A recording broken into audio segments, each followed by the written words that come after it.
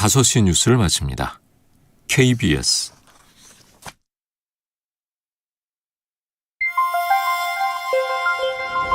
대한민국 중심 채널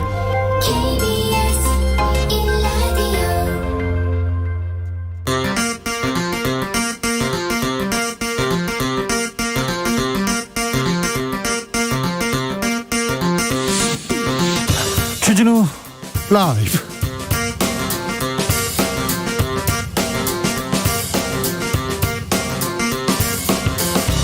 (2022년 4월 29일) 금요일입니다. 안녕하십니까, 주진우입니다. 윤석열 당선인의 1호 공약은 소상공인에게 1,000만 원 지급하겠다였습니다. 그런데 인수위가 지원 규모 축소하고 차등 지급하겠다고 밝혔습니다. 피해 본 만큼 보상하는 게 원칙이라고도 했는데요. 소상공인들 반발합니다. 희망 고문 국민 배반하는 결과다, 이렇게 얘기했습니다. 민주당은 공개 사과를 요구했습니다. 한국전력 민영화 이야기도 나오고 있는데요. 자세한 내용 주스에서 정리합니다. 윤석열 당선인에 대한 국민들의 평가, 긍정과 부정이 비슷한데 부정이 살짝 높습니다. 잘못하고 있다는 가장 큰 이유는요, 집무실 이전입니다. 문재인 대통령도 집무실 이전에 대해서 꼭 해야 하는지 의문이라고 밝혔습니다. 문 대통령은 이명박 전 대통령 사면과 관련해서는 사법 정의와 국민 공감대 살펴야 한다, 원론적인 입장을 밝혔는데 언론에선 계속 사면 빗발치고 있다고 얘기합니다. 정치연구소에서 사면 이야기, 정치권 이슈, 그리고 지방선거 얘기 해보겠습니다.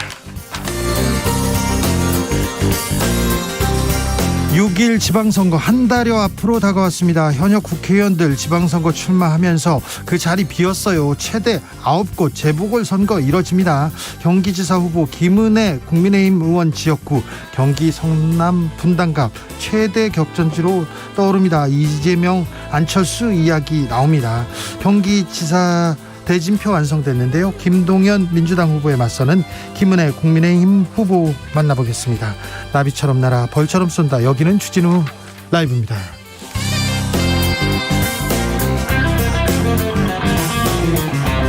오늘도 자중차에 겸손하고 진정성 있게 여러분과 함께 하겠습니다. 4월의 마지막 금요일입니다. 4월이 갑니다. 다음 주에 실외 마스크 해제 발표됐습니다. 마스크 착용한 지 566일이라고 한대요. 566일 만에 마스크를 벗고 얼굴을 본다, 설레기도 한다, 그런 분도 있습니다. 그런데 인수위에서는 반대 입장입니다. 그래서 찬반 논란 이어지는데 여러분은 어떻게 생각하시는지 의견 보내주십시오. 그리고 소상공인분들 방역지원금 다 준다고 했다가 차별 지원으로 바꿨어요. 이 부분은 어떻게 생각하시는지 의견 주십시오. 샵9730, 짧은 문자 50원, 긴 문자는 100원입니다. 콩으로 보내시면 무료입니다. 그럼 주진우 라이브 시작하겠습니다.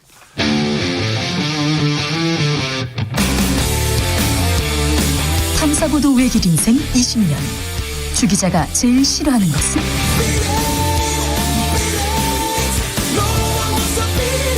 이 세상에서 비리와 부리가 사라지는 그날까지, 오늘도 흔들림 없이 주진우 라이브와 함께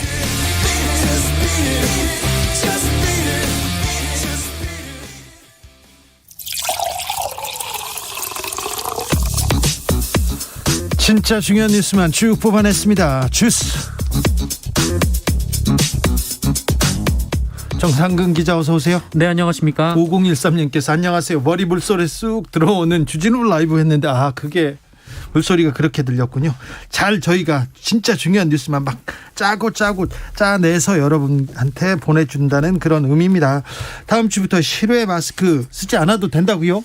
네, 다음 주부터는 야외에서는 마스크 착용 의무가 해제가 됩니다. 김부겸 국무총리는 오늘 관련 회의에서 일부의 우려도 있었지만 혼자만의 산책이나 가족 나들이에서조차도 마스크를 벗을 수 없는 국민들의 답답함과 불편함을 계속 외면할 수는 없었다라면서 해외에서 정정 직후 마스크 착용 의무를 해제한 사례가 있지만 문제없이 확진자 감소 추세를 보였다라고 설명했습니다.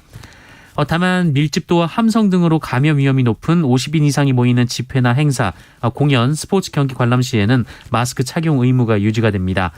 그리고 유증상자나 고위험군의 경우 다수의 사람이 있어서 1m 이상의 거리 유지가 어렵거나 비말 생성이 많을 경우 마스크를 써달라라고 권고하기도 했습니다. 인수위가 좀 불만을 쏟아냅니다.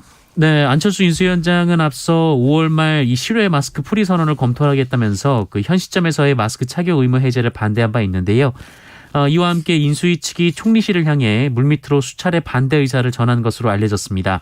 하지만 현 정부는 이미 실외 마스크 해제를 검토한다는 입장을 밝힌 바도 있고 또 현재 방역 상황을 종합적으로 판단했을 때 굳이 유지할 필요가 없다라고 판단했습니다. 이 얘기는 선거 과정 중에 국민의힘에서도 나온 얘기입니다. 네.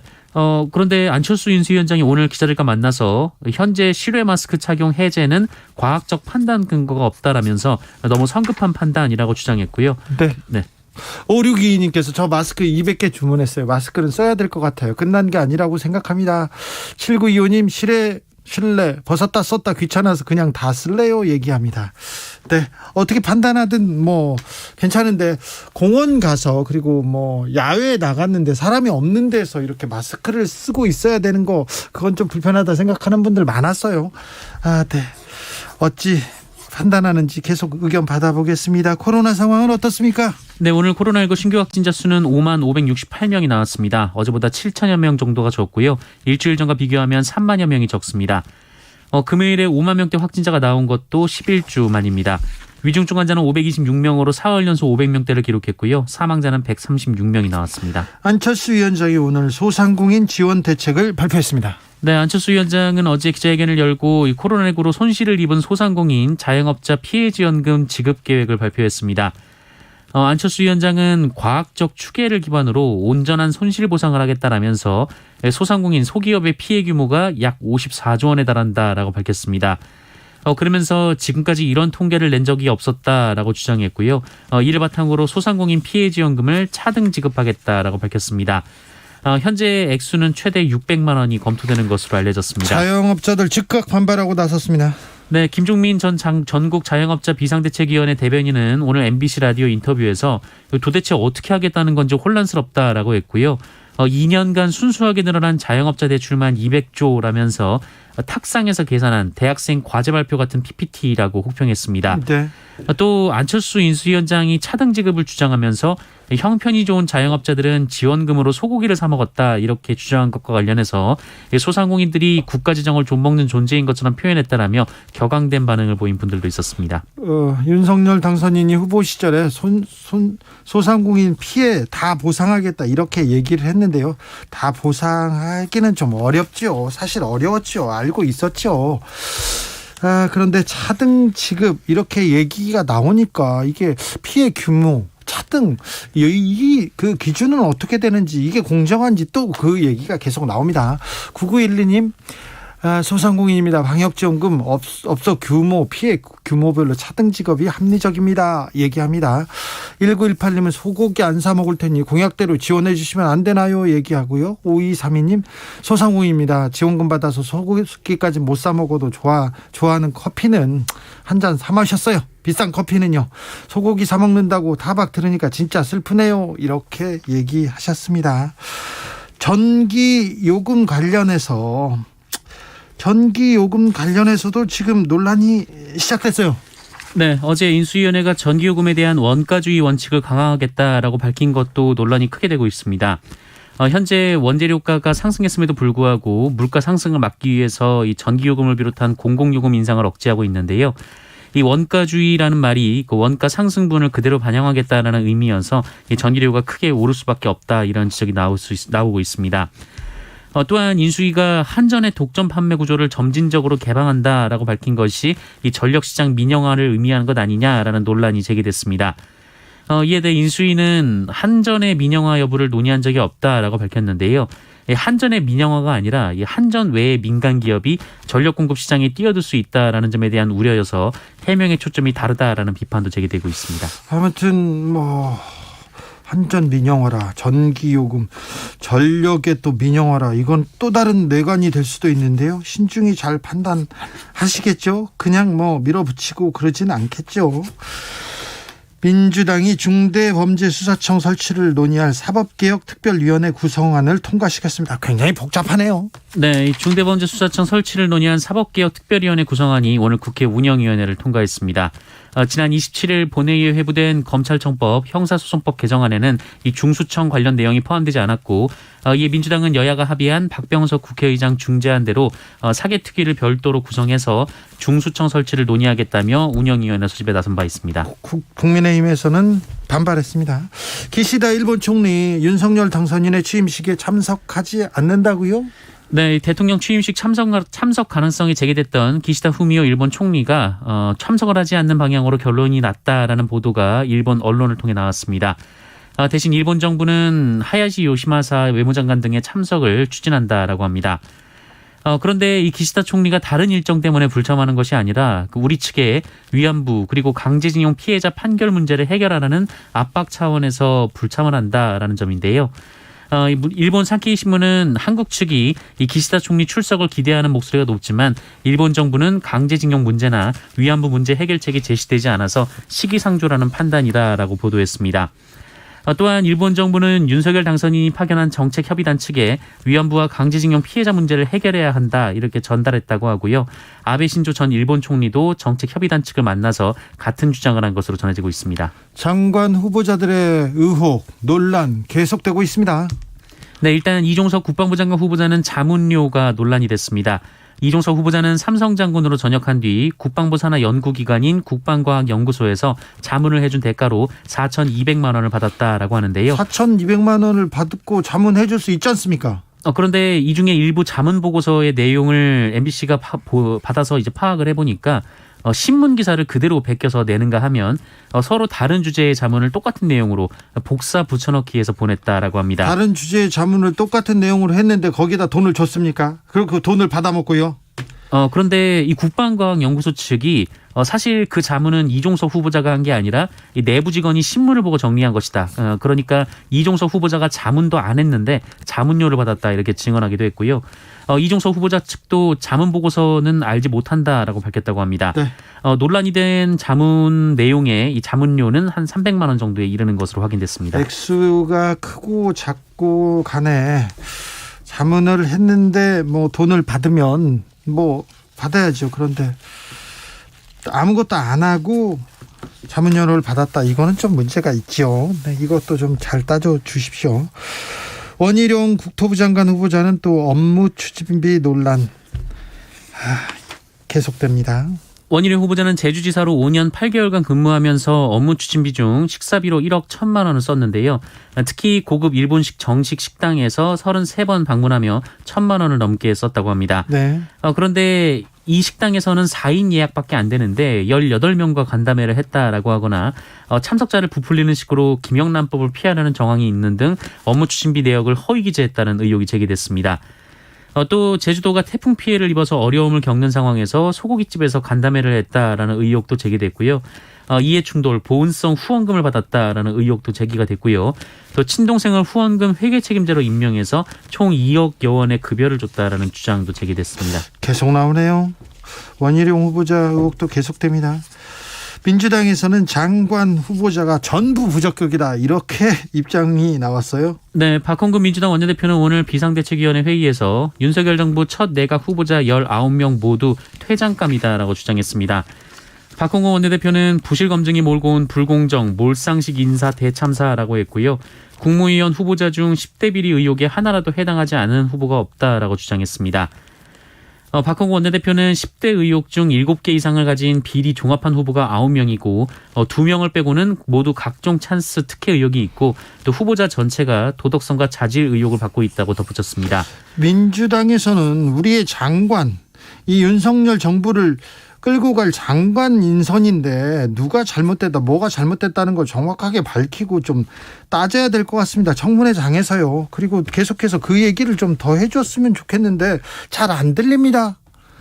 누가 이렇게 전부 부적격이라는데 왜 부적격인지 조금 알려주셔야 할 의무가 있습니다. 민주당도.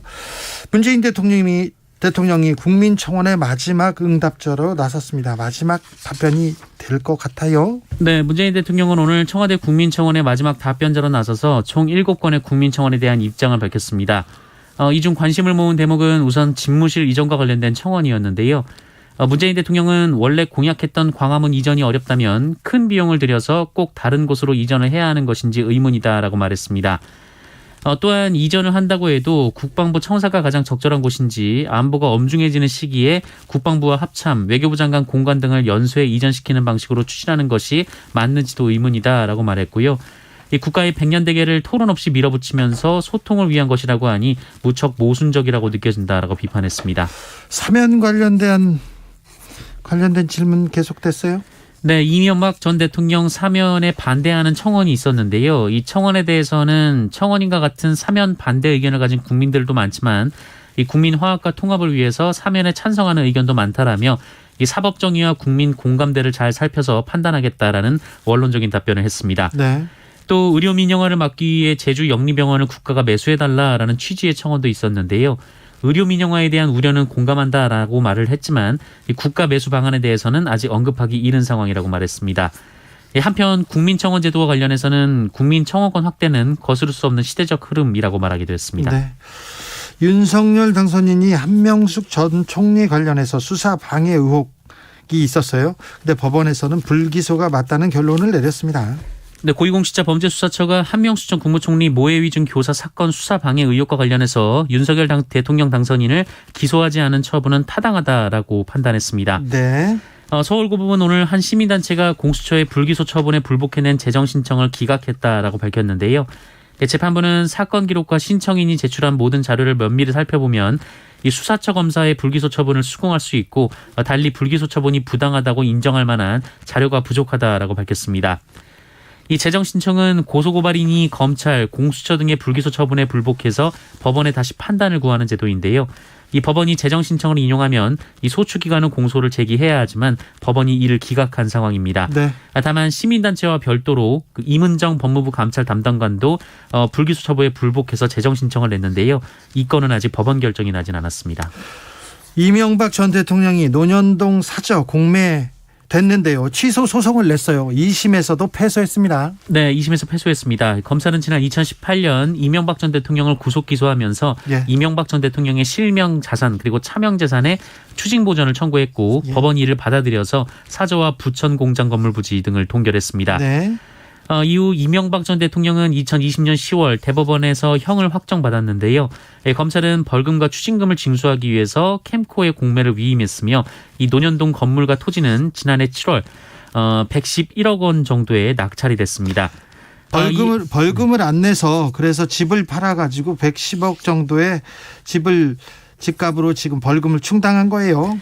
네, 이에 이명박 전 대통령은 이 논현동 건물 지분은 부부의 공동 소유이기 때문에 일괄해서 공매로 넘긴 것은 잘못됐다라며 행정소송을 냈는데요. 네. 기각됐습니다. 네.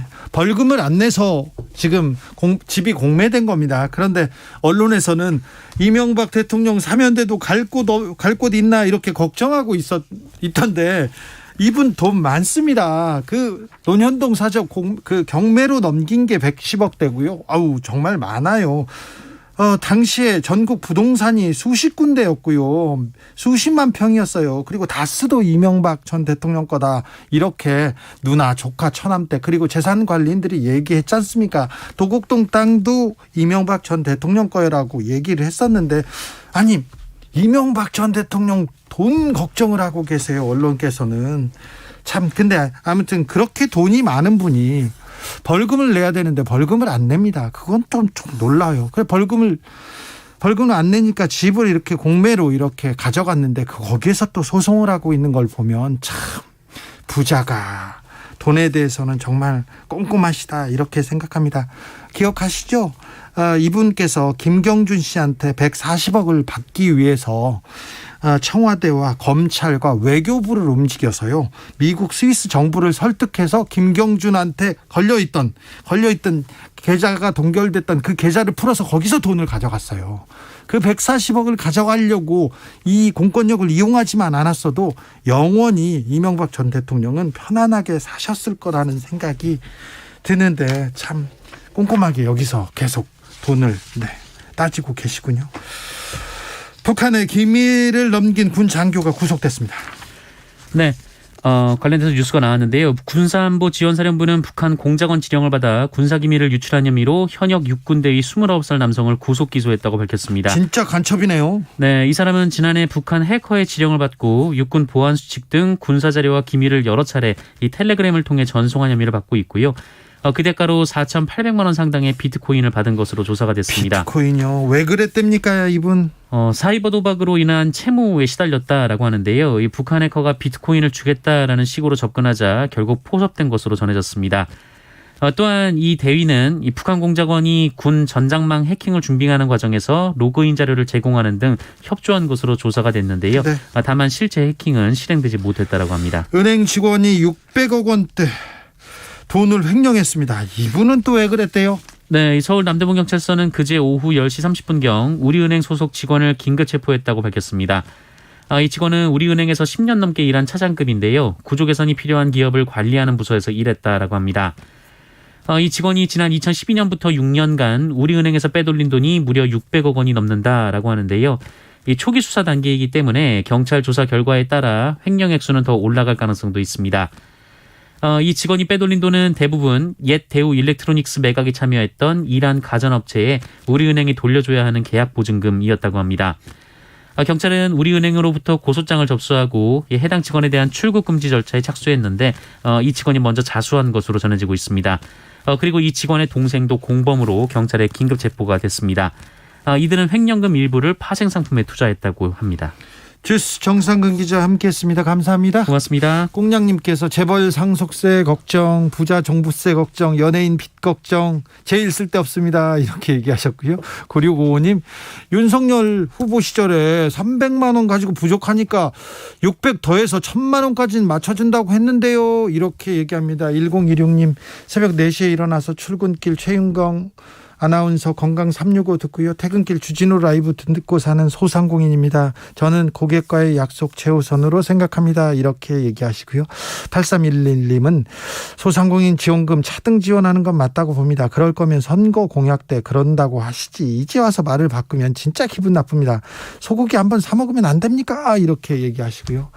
3946님 안경 낀 사람 해방됩니다. 입김 때문에 앞이 안 보여요. 실내에서는 그래도 괜찮았지만 실외에서 혼자만의 산보 정말 벗고 싶어요. 이런 의견도 주셨습니다. 교통정보센터 다녀올게요. 정현정 씨.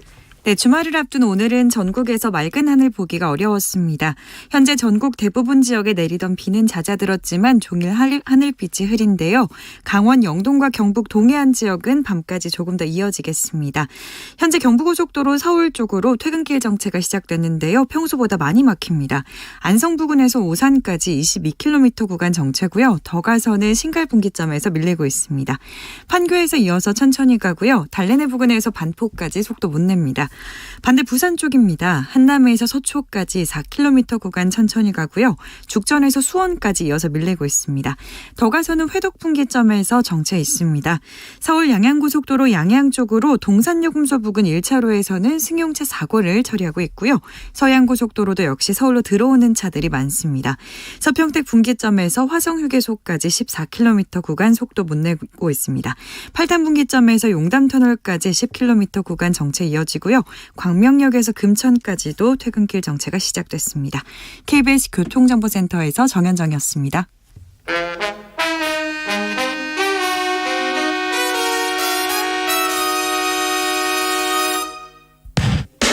주진우 라이브 돌발 퀴즈. 오늘의 돌발 퀴즈는 주관식으로 준비했습니다. 문제를 잘 듣고 정답을 정확히 적어 보내주세요. 올해는 근로자의 날과 부처님 오신 날 두 공휴일 모두 일요일이지만 두 날 모두 대체 휴일은 적용되지 않는다고 합니다. 3.1절과 광복절, 개천절, 한글날 그리고 이날이 토요일, 일요일과 겹치는 경우에만 대체 휴일이 지정되는데요. 어린이를 소중히 여기고 어린이의 행복을 도모하기 위해 제정한 법정기념일인 이날은 언제일까요? 샵9730 짧은 문자 50원, 긴 문자는 100원입니다. 지금부터 정답 보내주시는 분들 중 추첨을 통해 햄버거 쿠폰 드리겠습니다. 주진우 라이브 돌발 퀴즈 월요일에 만나요.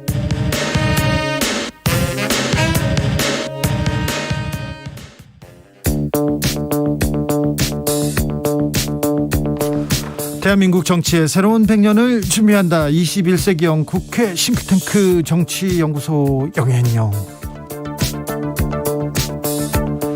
정치권에 보내는 고급진 정치 컨설팅, 오늘도 뜨겁게 분석해봅니다. 정치는 데이터다, 정치는 과학이다. 박시영 TV 진행자 어서 오세요. 네, 반갑습니다. 박시영입니다. 정치는 촉이다, 감이다. 최영일 평론가 어서 오세요. 요즘에 정치 안 보세요? 정치는 초자연 현상이에요. 무슨 일이 벌어질지 알 수가 없어요. 네. 요즘이 아니라 예전부터 그랬죠. 아, 원래 그랬죠. 네, 그렇죠. 그래서 촉과 감으로 봐야 됩니까? 네. 자, 집무실 이전 얘기가 또 올라오네요. 이거는 잠잠해질 이슈가 아닌 것 같아요. 네. 이거는 뭐 한동안 계속 지속되겠죠. 아니, 일단은 네. 이 지금은 잠잠할 수 있으나 네. 취임식 날은 취임식에 집중이 되겠죠. 네. 이 신임 대통령의 연설, 네. 어떤 또 인사들이 왔는지, 뭐 기시다 일본 총리 안 올 것 같은 분위기지만 어쨌든 그날 또 그림이 박근혜 전 대통령, 윤석열 이제 신임 대통령, 퇴임한 문재인 대통령이 또 한 컷에 잡힙니다. 그리고 이제 화제가 되고 저녁에 신라 호텔 만찬이 만찬. 있잖아요.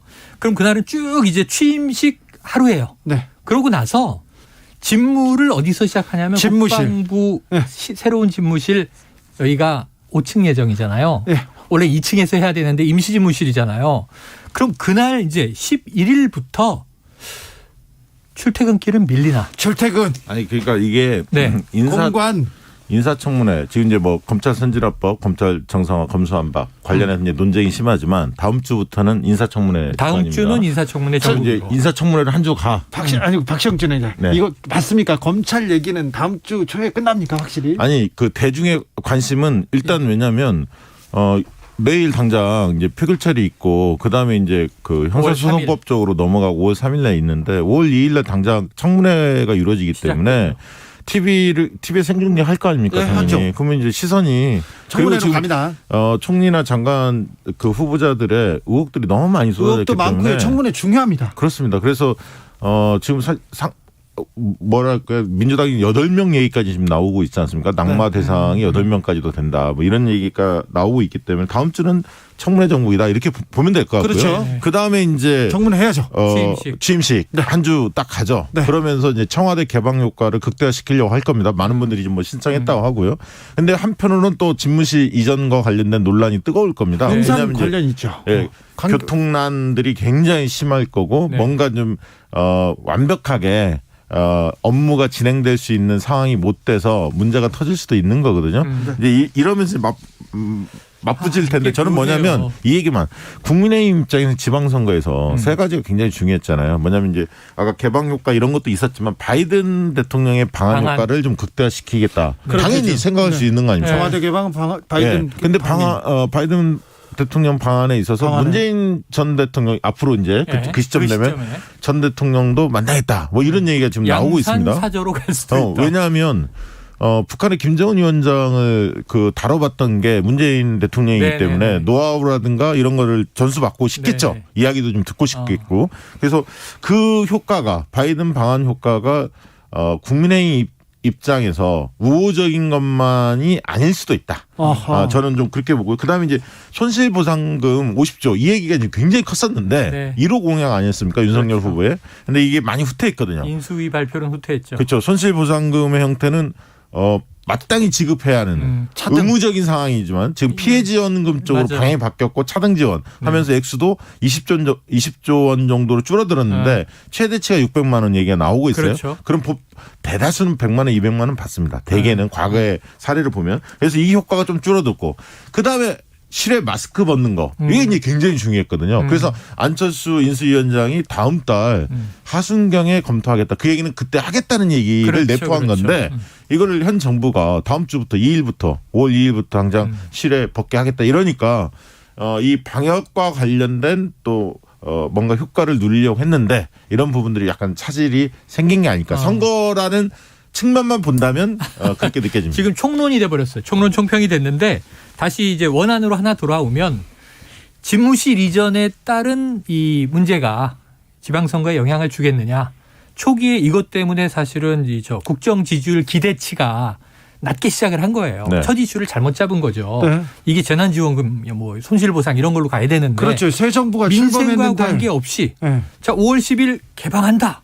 근데 국민들이 대체로 개방해달라 뭐 이렇게 얘기한 적이 없잖아요. 네. 여기에 대한 여론조사도 별로 나온 바가 없고 일방적인 개방이고 일방적인 집무실 이전인데 문제는 여기다가 이번 주에 이 이슈는 크지 않았는데 퇴임을 앞둔 문재인 대통령의 대담 녹화방송이 나오면서 네. 마땅치 않다라는 우리가 알고 있는 문재인 대통령의 스타일상으로는 굉장히- 직설적인 표현이 나왔고 네. 그게 오늘 또 국민청원에 대해서 네, 대통령이 답변했죠. 직접 답하겠다라고 하면서 집무실 문제에 들어왔는데 결론은 새 정부가 하겠다는데 우리 정부가 지원을 안 해줄 순 없소 이거지만 네. 개인적인 차원에선 이거 왜 하는 건지 비용 들어가고 지금 왜 국방부와 합참을 밀어낸다는 건지 이건 문제가 있다고 본다.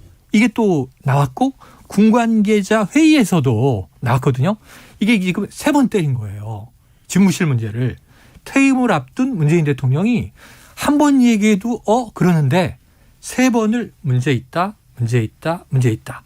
그러니까 이게 지금 부각되지 않을 수가 없는데 그러면 사람들이 다 취임식 이후를 이제 지켜보게 되죠. 그렇죠. 출근 어떻게 하나 퇴근하나 그 길 정책, 밀리나 예. 밀리나. 일반 시민들 출근 전에 7시 전에 출근하겠다고는 했어요. 네. 하지만 어떻게 대통령은 지나가나 그것도 궁금할 그 다음에 정말 미군 기지를 통과해야 하는가 뭐 등등의 문제들이 많이 있죠. 네. 6364님께서 이제부터는 어린이날에 아이들을 청와대에 초청해서 행사하는 모습 볼 수 없게 됐네요. 이제는 어디로 초대할까요? 용산으로 얘기하는데. 가야죠. 용산. 네. 그래서 이 검찰개혁 관련해서 지금 통과되는 법안들 관련해서 이제 국민투표에 붙이자 이렇게 이제 인수위 측에서 나온 이야기 아닙니까? 네. 그러니까 이제 그 민주당 쪽이나 이런 쪽에서는 집무실 이전을 그 차라리. 국민투표 붙이는 거 아니냐? 왜냐하면 네. 이것도 100년지 대계거든요. 이것도 저것도 국민투표에 붙일 감은 아니죠. 그런데 인수위에서 국민투표에 붙이는 게 법적으로 가능하지 않다는 걸 알면서도 계속 드라이브를 거는 걸 보면 네.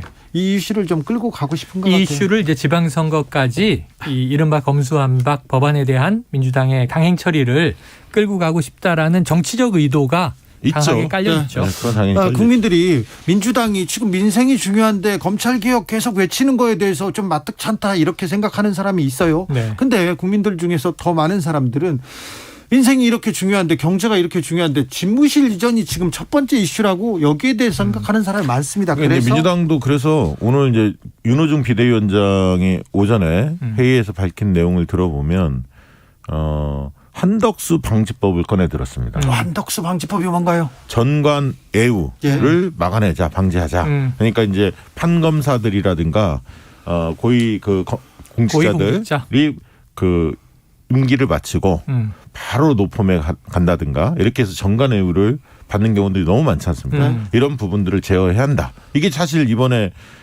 많은 후보자들의 문제가 드러났는데 이게 사실 해묵은 거잖아요. 그렇죠. 근데 해묵은 거죠. 뭔가 이거 끊고 가야 한다. 그러니까 공무원이 공직을 그만뒀을 때 3년 이내에는 다른 직장으로 가지 못하도록 하자. 또는 뭐 유관업종의 그렇죠. 사기업으로 못 가도록 하자. 이런 얘기는 굉장히 오랫동안 다뤘던 건데 그렇습니다. 별로 실현이 안 됐죠. 아니 청와대 예를 들면 출신들도 그런 조항이 있어요. 네.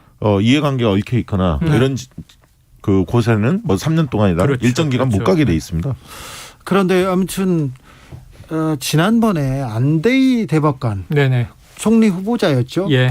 박근혜 정부 때. 맞아요. 그런데 그때 로펌에서 돈을 많이 받았다고. 단기간에 매우 많이 16억 원을 받았죠. 받았는데 그런데 그보다 한덕수 총리 후보자 훨씬 많이 받았어요. 금액은 많은데 네. 그때 이제 안대희 전 대법관보다는 기간이 길어요. 네. 그때는 1년이 안 되는 기간인데 이번에 뭐 4년 4개월이에요. 네. 근데 이분은 문제는 왔다 갔다를 하는 근데 거잖아요. 문제의 논란은 뭐냐면 지금 이 언론이 좀 다른 쪽으로 초점을 맞춘 게 네.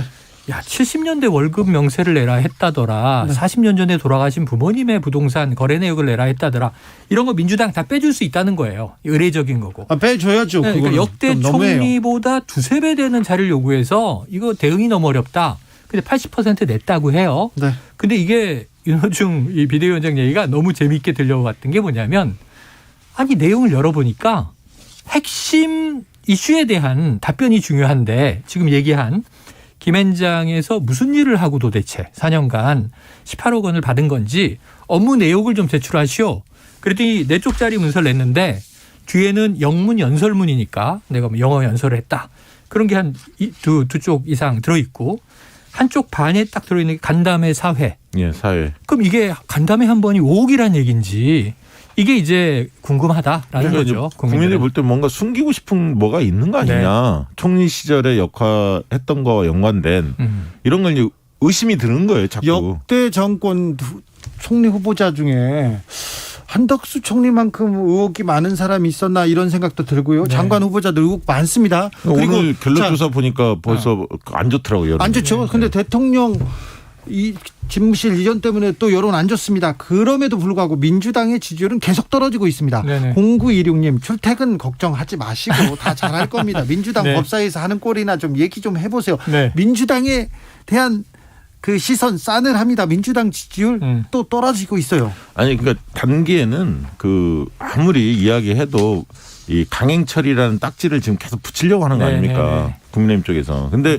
사실 냉철히 보면 이거는 누가 봐도 중재안을 합의 처리한 것을 의총까지 결의한 것을 걷어찬 거거든요. 국민의힘 쪽에서 할 말이 없는 거예요. 앞으로 그러면 이 얘기는 앞으로 그 5년 내내 네. 강대강 그 전선 힘과 힘으로 맞붙겠다. 여소야대를 존중하지 않겠다. 21대 지금 국회 자체는 여소야대 아닙니까? 네. 민주당이 다수 의석이잖아요. 다수 의석을 힘으로 밀어붙인다? 그럼 계속 이런 식으로 파열음이 날 수밖에 없는데 어쨌든 지방선거를 앞두고 있다 보니까 저는 지방선거를 의식한 세력은 제가 볼 때는 민주당보다 국민의힘이다. 왜냐하면 지방선거만 생각하면 검찰 이 선진화법 정상화법을 추진한 것이 도움이 안 돼요. 그렇죠. 민주당한테 도움이 안 되죠. 도움이 안 됩니다. 네. 저는 조금 시각이 달라요. 네. 뭐냐면 민주당도 일단 혼날 필요가 있어요. 그러니까 뭐냐면 너무 급했어. 왜 급했느냐? 그 이유는 간단해요. 대선에서 패했기 때문이에요. 정권이 유지됐으면 이번 임기 내에 국무회의에서 처리할 리가 없죠. 다음 차기 정부에서 천천히 갔을 거예요. 1, 2년 두고. 그럼 이제 결국은 총선 전에 180석이나 줬는데 이거 하나 못 끝내냐? 그럼 2024년 총선 전에 끝냈겠죠. 이 이른바 검찰의 수사권을 분리하는 법안을. 그러고 그 당시에 이제 뭐 중수청이 만들어졌든 말든 쭉 갈 텐데 네. 지금 정권이 교체되는데 전직 검찰총장이 대통령이 됐고 지금 한동훈 전 검사장이 법무부 장관이 이제 지명된 상황이고 이건 임명이 강행됩니다. 민주당이 반대해도 다른 사람들이 누가 낙마할지 철회될지 모르지만 한동훈 법무부 장관은 전 간다고 봐요. 그럼 이건 기정사실화 됐는데 그러면 이제 민주당은 민주당식 표현으로 검찰공화국 되겠다. 지금 빨리 제동장치를 만들지 않으면 더 이상은 못 가겠네. 네. 급해진 거예요. 네. 그래서 이 사단이 벌어진 건데 여기서 민주당이 팽팽했어요. 자, 검찰의 수사권 빼야 된다. 권력 분산해야 된다. 검찰 잘못 있다. 아니다. 그래도 너무 졸속 아니냐. 공론화 해야 된다. 충돌했는데 비등하다가 지금 민주당에 대한 부정적 여론이 확 커진 건 민영배 의원의 탈당이에요. 민주당은 안건심의위를 장악하기 위해서 그럴 수밖에 없었는데 내부에서 이게 엇박자 난 거 아닙니까? 네. 양양자 의원 무소속 박았는데 아니 그러니까 그 반대한 좋다 이거죠. 거고. 그러니까 이것 때문에 꼼수 논란은 피할 수 없게 됐는데 네. 여기서 자 국민의힘은 합의를 걷어차고 파기시킨 잘못이 있죠. 네. 명분이 민주당으로 좀 넘어왔죠. 민주당은 어쨌든 강행 절차상 여러 가지 국민들이 보기에 좀 눈살 찌푸릴 장면이 있죠. 여기서 누가 빠져 있는지 아세요? 제일 문제가 누군지 아세요? 저는 이게 너무 놀라워요. 국회의장이요? 언론이 안 다뤄. 검찰이야. 지금 검찰을 개혁하려는 법안을 만드는데 검찰이 총력으로 저항하는데 자 여가부 폐지합니다 그랬을 때 여가부가 한마디 했습니까? 아니 박근혜 전 대통령이 해경 해체합니다 그랬을 때 해경이 한마디 했습니까? 예를 들어 국정원의 국내 파트도 폐지됐고요. 힘이 세잖아요. 문재인 정부에서 기무사도 해체가 됐어요. 그런데 검찰은 해체도 아니고 자 수사권 기소권을 분리하겠습니다 그랬더니 총력 저항을 하는데 사표를 줄줄이 내면서 여기에 대해서 아니 저는 검찰 얘기도 들어봐야죠. 뭐가 문제인지. 근데 언론이 검찰 조직의 이런 국민투표에 자 법무부의 독립 외청인 행정부서를 내부의 행정적 업무 조정을 하는데 국민투표에 붙입시다. 이 개헌급이냐 이거예요. 국가 안위나. 네, 그런 그 지적 충분히 할 수 있다고 보여지고요. 저는 이제 검찰에 대한 이런 비판도 측면도 하나 많이 나와야 생각해 돼요. 봅니다. 이번에 국회의장의 역할이 과연 어디까지냐. 그다음에 상임위 의장의 역할이 어디까지 이거 짚어봐야 됩니다. 무슨 얘기냐면 국회의장이 동의하지 않으면 여야 합의가 이루어지지 않을 때 지금 사실은 합의를 했는데 깬 거죠 판을. 근데 국회의장이 또 원래 본회의에 올랐던 원안에서 민주당이 수정안을 내려고 하니까 국회의장이 도저히 못 받겠다. 그러면서 비토를 놓으면서 사실은 수정안 형태로 바뀐 거거든요. 원안보다는. 원안은 좀 더 개혁적인 목소리가 담겼죠. 수정안을 바뀌었습니다. 국회의장이 모든 거를 좌지우지할 수 있느냐. 여야 합의가 안 됐을 경우에 이 부분 짚어봐. 두 번째는 뭐냐면 국회가 일상적으로 상임위원장이 반대하면 여야 합의가 없을 때 통과시키지 못하는 지금의 어떤 풍토 관행이 있어요. 실질은 그렇진 않습니다. 전체 원래는 상임위 의원들이 합의가 안 되면 뭐 표결 처리나 이런 걸 해줘야 하는데 의장이 상정은 안 해요. 상임위 위원장이. 그래서 법사위 위원장이 하반기에는 국민의힘 쪽이 맡게 돼 있고요. 지금 언론개혁법도 왜 통과가 안 되냐. 문체관광위 쪽에 상임위 많은 의원 수로 검수완박보다는 전관예우 방지법 5년으로 하는 법 통과시키면 아마도 인기 최고일 거리요 이렇게 얘기합니다. 1788님 검수완박이라고 하지 말고 수사 기소 분리라고 해주세요. 왜 모든 언론이 겁주는 식으로 검수완박이라고 하나요? 그러니까 멋 모르고 민주당을 탓하죠 얘기하는데 그거 맞는 말씀입니다. 맞는 말이에요. 수사권을 좀 줄이는 것 쪽으로 지금 검찰을 개혁해야 된다. 그럼 다 찬성 얘기하고 검찰의 수사권 기소권 분리해야 된다. 그럼 찬성 여론이 많은데 검수완박 반대가 많아요. 그렇죠. 뭔가 뺐고 너무 강하다는 그렇죠. 느낌. 완전 박탈. 그건 아니잖아요. 지금 완전 박탈이란 이 단어를 누가 먼저 썼어요. 어디서 먼저 썼는지. 논란이 되는 것도 보안 수사의 어떤 범위를 어디까지 할 거냐 이런 거 갖고 지금 논의를 하고 있는 그렇게 얘기해야 되는데 이 프레임이 엄청 강한데 처음에 외쳤던 정치인들 좀 책임감 갖고 좀 사과도 해야 됩니다. 6232님 검수완박은 또 읽게 되지 않습니까? 국민의 권리에 대한 심각한 침해입니다. 공직자 범죄, 선거 범죄는 꼭 제외돼야 합니다. 국회의원 보신용 아닌가요? 민주당 이래서 욕먹는 겁니다. 선거 범죄 제외됐잖아요. 자, 이상조님께서 영일이 형 자기가 MC 때는 모르는 척 패널들한테 물어보더니 주라에서 보니까 다 알고 있네? 이렇게 얘기하시네요. 그 누구지? 자, 아니 거의 작가님이 왜 기억나지 않아요. 작가님이 왜 글을 기억이 나지 않습니다. 고광무님께서 공무원으로서 쌓은 지식과 경험은 공익을 위해 써야지 사익을 취하는 데 써서는 안 됩니다. 이렇게 얘기합니다. 자, 우리 지방선거 얘기해야 됩니다. 지방선거. 자, 지방선거 서울 말고 경기도로 가보겠습니다. 경기도가 팽팽합니다. 엎치락 뒤치락 팽팽하니까 더 관심이 많은 것 같아요. 네. 원래 한쪽이 앞서면 그 지역은 별로 관심이 없잖아요. 그렇지. 네. 만약에 민주당이 경기도를 지키지 못한다면 그렇다면은 경기도뿐만 아니라 인천, 크죠? 뭐 강원, 충청권 되게 전체적으로 밀릴 수 있을 겁니다. 네네. 경기도 최대 그런 격전지다. 만큼 굉장히 중요하죠. 민주당 입장에서. 저는 민주당 입장에서 우선순위는 17개 광역지역 중에 경기도가 1위다. 그렇죠. 네, 서울보다 생각하죠. 네. 동의합니다. 자, 승부처가 어떻게? 지금 백중세예요. 네. 지금 이제 가장 최근으로 보면 대선에서는 5%를 이겼어요. 민주당이. 이재명 당시 후보가 서울에서는 그 반대였고. 그런데 또 이제 이 전임 도지사도 뭐 이재명 지사였고. 그런데 문제는 지금 이제 정권 교체 이후의 분위기는 많이 달라질 거예요. 여러 가지 이슈에 따라서 달라질 것이다. 그런데 문제는 김동연 후보와 김은혜 후보 중에 경기도민의 실제 가려운 곳을 긁어주는 게 제일 중요해요. 그러니까 그게 이제 경기도 발전의 적임자가 누구냐. 그렇죠. 이거죠. 정치적인 거 떠나서.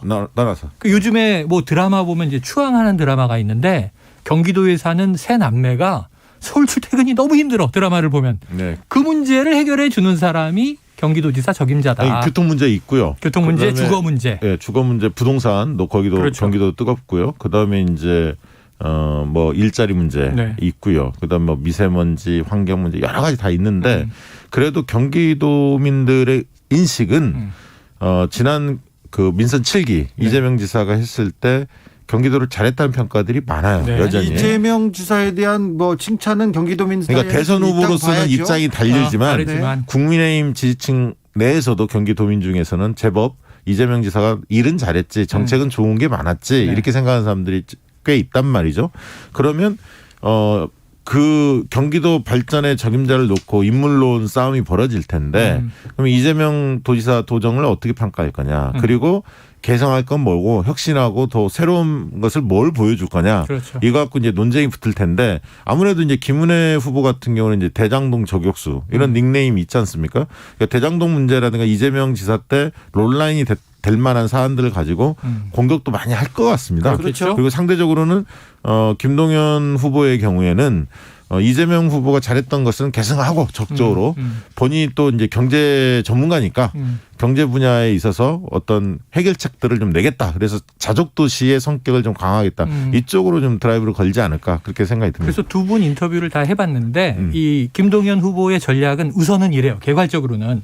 자, 대선을 준비하면서 국가 경영을 준비했는데 실제로 경제부총리를 했으니까 나라 살림도 내가 다 해봤는데 책임자로 총괄 책임자로 경기도는 하나의 국가와 다르지 않다. 규모로 보면 인구로 보면 대한민국 4분의 1이잖아요. 그렇습니다. 그러니까 경기도 경영은 거의 국가 경영 수준이다. 네. 그래서 내가 대권 주자로 나왔던 것을 경기도 맞춤형으로 다 여기에 총력을 쏟아붓겠다는 거고 김은혜 후보도 인터뷰를 해봤더니 이 여당 프리미엄 윤심 작동이냐 아니냐 본인은 윤심이 아니라 민심이다 이렇게 얘기했지만 김은혜 후보가 딱 얘기하는 건 윤심하고 이거는 직결돼 있을 수밖에 없다가 뭐냐면 나 경기도민들의 청구서 들고 용산으로 갈 거다라는 거잖아요.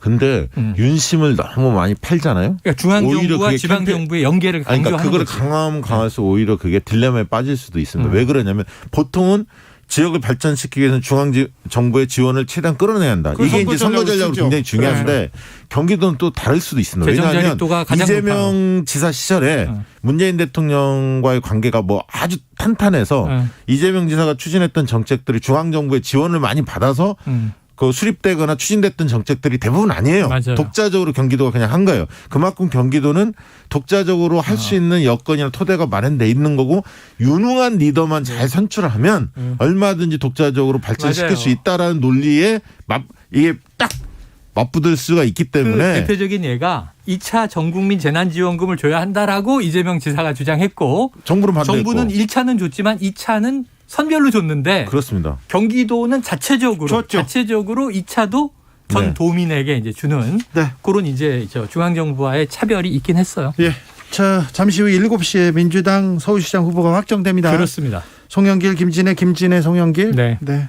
오세훈 후보의 맞설 후보는 누가 될까요? 누가 될까요?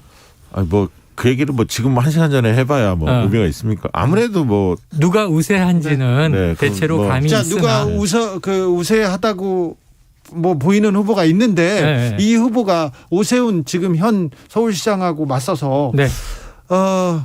좋은 승부를 펼칠 수 있을까요? 쉬운 싸움이 아니죠. 네. 그런데 이제 지금까지의 시간이 네. 서울시장은 민주당이 총체적으로 네. 후보도 흠집을 내버렸고 본의 아니게 민주당에서. 어쨌든 내부 역학관계 때문에 그리고 두 번째로는 결국은 차출론으로 돌아갔고 그다음에 전략공관위가 호언장담했던 아주 좀 비중 있고 신선한 인물 못 모셔왔고 심지어는 나왔던 박주민 의원마저도 이 검찰 수사권 분리 문제 때문에 지금 법사위에 묶여서 사퇴해버렸고 그러니까 3명 후보가 풀었어야 되는데 줄어들고 2명 양자 대결 됐어요. 여기서 저는 유력한 건 송영길 전 대표인데 파라는 뭐냐면 김진애 후보가 이기면 그렇죠. 그건 좀 이벤트가 된다. 이렇게 생각을 해봅니다. 네. 이벤트가 된다. 네. 알겠어요. 어쨌든 격차는 지금 여론조사보다는 좁혀질 것 같아요. 좁혀지겠죠. 네. 남은 한 달 지금 동안. 10% 격차가 나는 조사들도 있었잖아요. 오세훈 후보와 관련해서. 대부분 지방선거 지역이 마찬가지겠지만 6월 1일 서울시장 선거 특히 용산 문제도 있고 아까 얘기했던 이 윤석열 그 시점 대통령의 국정 지지율이 크게 영향을 줄 변수다. 저는 이렇게 생각을 합니다. 강원도는 어떻게 됩니까? 이광재, 김진태. 최근에 여론조사 나온 거 보니까 재밌더라고요. 네. 김진태, 이광재 두 분이 싸우는데 어쨌든 황상무 전략공천 관련돼서 논란이 좀 있었잖아요. 네. 김진태 후보가 어쨌든 기사회생을 했습니다. 사과하면서. 자, 재보궐선거도 함께 지방선거 함께 되는데 네. 재보궐선거에 지금 안철수, 이재명 이름이 계속 거론됩니다. 안철수 위원장은 오늘 출마 안 하겠다. 선언했죠. 아이 그건 정치인들 말을 어떻게 믿어요? 그런가요? 그렇죠. 특별히 안철수 위원장은 한다고 안 한다고 자주 바뀌었지 않습니까? 그래서 이 안철수 위원장의 본심은 5월 10일 이후에 확인된다. 네. 그런데 이제 그 전에 출마를 한다면 미리 준비를 해야 되는데 네. 지금 제가 들은 첩보로는 네. 네. 이미 선거 준비에 돌입했다 이런 네. 보도도 있어요. 그런데 그러니까 안철수 추대해 주기를 바란 건가? 그렇죠. 생각할 여유가 없다고 얘기했거든요. 근데 지금 보면 오늘. 이게 이준석 당대표 입장에서 너무 좋은 게 이제 노원을 떠나시는 겁니까? 분당으로 가시는 겁니까? 그렇죠. 네. 이준석 대표 자, 입장은 너무너무 너무 홀가분하지. 이준석 대표도 또 뭐 의원 배지를 달고 싶어 할 거고 네, 달아야겠죠. 거기에 또 이재명 이름이 계속 거론됩니다. 그러니까 이 대권 주자급인 안철수 만약에 이 인수위원장이 네. 분당갑에 출마한다면 여러 가지 얘기가 만렙이 거기 있다. 근데 그거보다 더 강한 명분을 만들어야 될 거예요.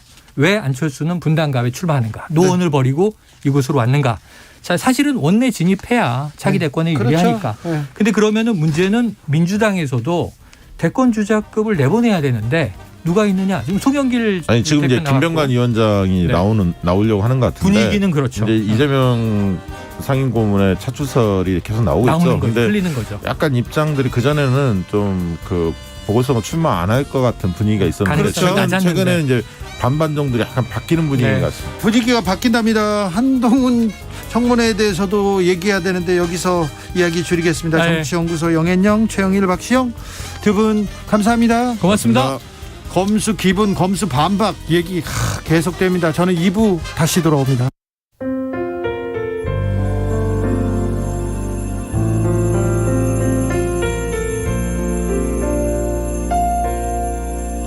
KBS 라디오 연중기획 희망충전 대한민국 479번째 이야기. 안녕하세요. 아나운서 이연주입니다. 올해 5살인 우진이는 가끔씩 아빠와 떨어져 지내는 게 이해가 되지 않습니다. 우진이가 태어날 무렵 신경 내분비 종양이라는 희귀암 진단을 받은 아빠. 국내에서는 아직 치료 방법이 없기 때문에 외국을 오가면서 치료를 받을 수밖에 없습니다. 유일하게 치료 가능한 곳이 말레이시아와 독일에 있는 병원인데요. 한 번 다녀올 때마다 수천만 원의 비용이 들어 치료 자체가 큰 부담입니다. 생활고에 시달리면서도 아빠가 치료를 도저히 포기할 수 없는 이유는 단 하나. 아직 어린 우진이에게 듬직한 아빠의 모습을 조금이라도 더 보여주고 싶기 때문입니다. 우진이 아빠가 오랫동안 건강한 모습으로 우진이와 함께할 수 있도록 여러분이 따뜻한 응원을 보내주세요.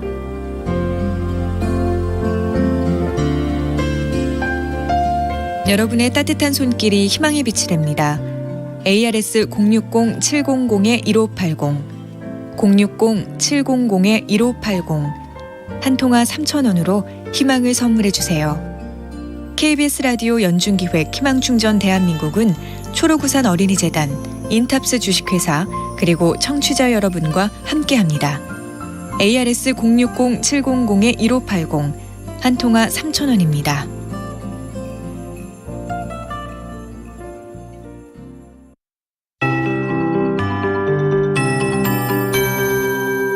KBS 58분 날씨. 이번 주 기온이 들쑥날쑥해서 감기 걸리기가 쉽습니다. 오늘 전국의 흐린 하늘에 낮 동안 선선했는데요. 주말인 내일도 하늘 표정이 어둡겠고 평년 기온을 밑돌아 덥지 않겠습니다. 아침엔 서울, 부산 10도, 대전 9도, 광주 11도, 춘천은 6도 안팎에서 출발해 쌀쌀하게 느껴지겠습니다. 나서실 때 겉옷 꼭 챙겨주시는 게 좋겠고요.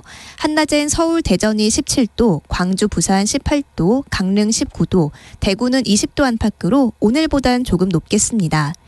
강릉과 포항엔 빗줄기가 다시 내리고 있습니다. 오늘 저녁까지 강원 영동과 경북 동해안에 5mm 미만의 비가 조금 더 오겠고 울산과 전남 내륙에도 빗방울이 떨어질 수 있겠습니다.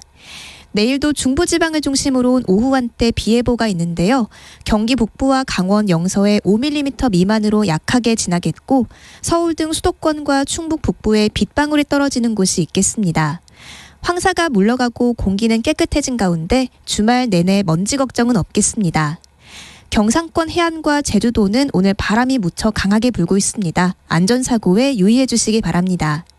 다음 주는 뚜렷한 비 소식 없이 대체로 맑겠습니다. 지금 서울의 기온은 15.1도, 습도는 59%입니다. KBS 58분 날씨 박다효입니다.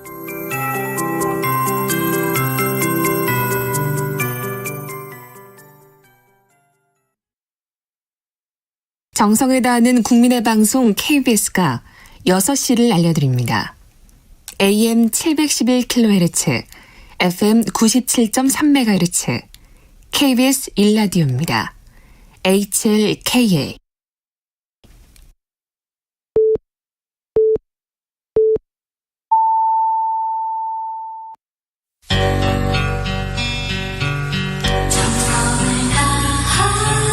정성을 다하는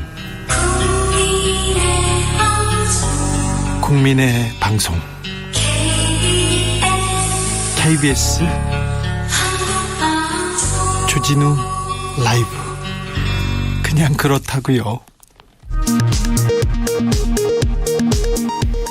이 시각 라디오 정보센터 뉴스입니다. 정부가 다음 주부터 실내 마스크 착용 의무를 해제한다고 발표한 가운데 대통령직 인수위가 유감의 뜻을 밝혔습니다. 정은경 질병관리청장은 정치적으로 판단하지 않았다는 입장을 내놨습니다. 대통령직 인수위원회가 공적연금 개혁위원회를 만들어 연금 개혁에 대한 사회적 대타 여부를 추진하겠다고 밝혔습니다. 만 1세 이하 아동에게 월 100만 원 수준의 부모급여 지급, 노인 기초연금 지급액 인상, 근로장려 세제 강화 등의 계층별, 연령별 지원책도 내놨습니다. 우리은행 직원이 회사 돈 614억 원을 횡령한 사건을 수사 중인 경찰은 이 직원의 동생 사업으로 횡령금 일부가 흘러간 단서를 포착하고 자금 흐름을 추적 중입니다. 경찰은 직원 A씨에 대해 구속영장을 신청하고 동생에 대해서도 조사를 마친 뒤 구속영장을 신청할 방침입니다. 우크라이나 수도 키이우를 방문 중인 구테우스 유엔 사무총장은 러시아군의 미사일 공격과 관련 충격을 받았으며 이 전쟁을 끝내야 한다고 말했다고 영국 BBC 방송이 보도했습니다. 지난달 은행권 가계대출 금리가 4%에 근접하며 7년 10개월 만에 가장 높은 수치를 보였습니다. 이 가운데 특히 일반 신용대출 금리가 한 달 새 0.13%포인트나 올라 영향을 미쳤습니다. 지금까지 라디오 정보센터 뉴스 정한나였습니다.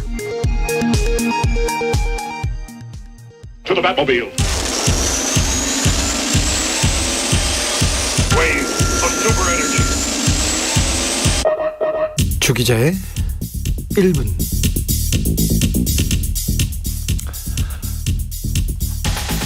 (4월이) 갑니다. 벌써 올해 반이 갔다고요? 3분의 1이 갔습니다. 올해는 유난히 더 빨리 지나갔다고요? 저도 그렇습니다. 저도 제 시계는 계속 빨라지는 것만 같습니다. 너무 아까운 4월이었습니다. 4월 어떠셨어요? 4.3에는 4.16에는 기억하고 추모하면서 보내셨죠? 존경하는 이회수 선생님과 한승원 변호사님도 떠나셨네요. 그리고 대통령실 이전, 김건희 완판에서 한동훈 패션, 정호영 아빠 찬스, 정유라 생활 어렵지만 가정부 쓴다, 검수완박 필리버스터도 있었지요. 저는 커다란 정치적 사건보다 봄밤을 걸었던 게 기억에 남아요. 봄바다를 본 게 제일 좋았습니다. 4월 글을 쓰다가 좌절하고 영화 정산하다가 기절할 뻔했습니다. 그래도 큰 문제 없이 보낸 것이 좋았습니다. 4월 여러분 덕분에 여기까지 왔고 행복했다고 말하고 싶습니다. 진심으로 감사한다고요. 4월 아쉬웠다고요? 힘들었다고요? 정말 걱정하지 마세요. 너무 걱정 안 해도 됩니다. 금방 찬물로 세수를 한 21살 청신한 얼굴을 한 5월이 옵니다.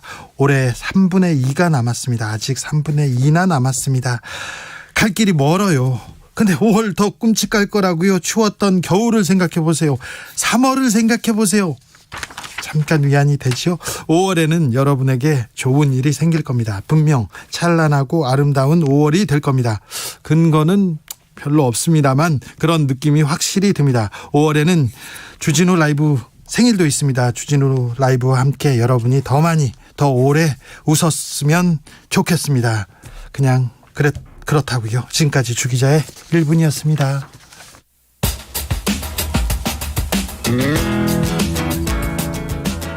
페퍼톤스 땡큐.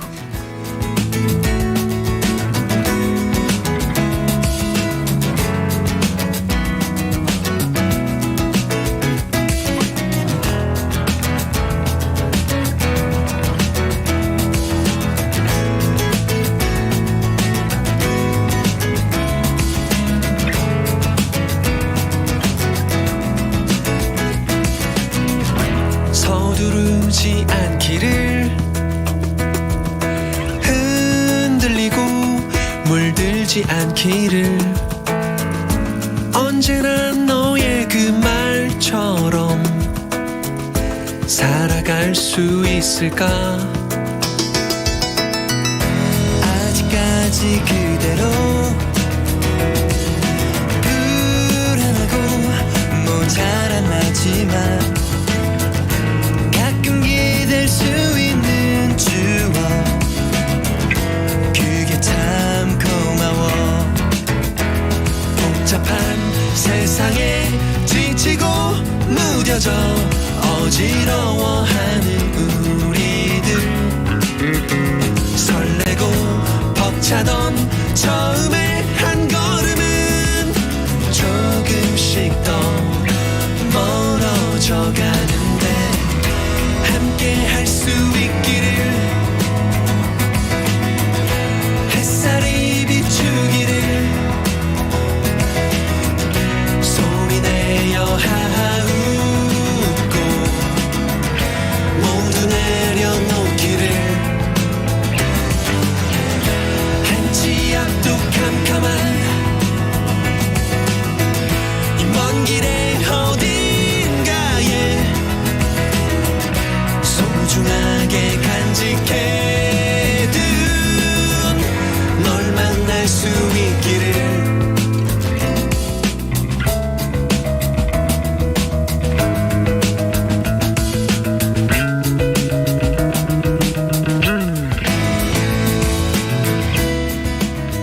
(5073님께서) 근로자의 날도 부처님 오신 날도 일요일 시작부터 슬퍼요. 5월이 슬프다고요. 그래도 어린이날이 있잖아요.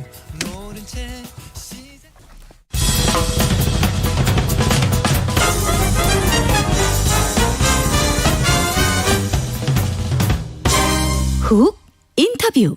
모두를 위한 모두를 향한 모두의 궁금증 훅 인터뷰. 지방선거 한 달여 앞으로 다가왔습니다. 좀 전에도 말씀드렸는데 가장 뜨거운 곳은 경기도입니다. 민주당은 김동연 후보가 나서고요. 국민의힘은 김은혜 후보가 출마를 알렸습니다.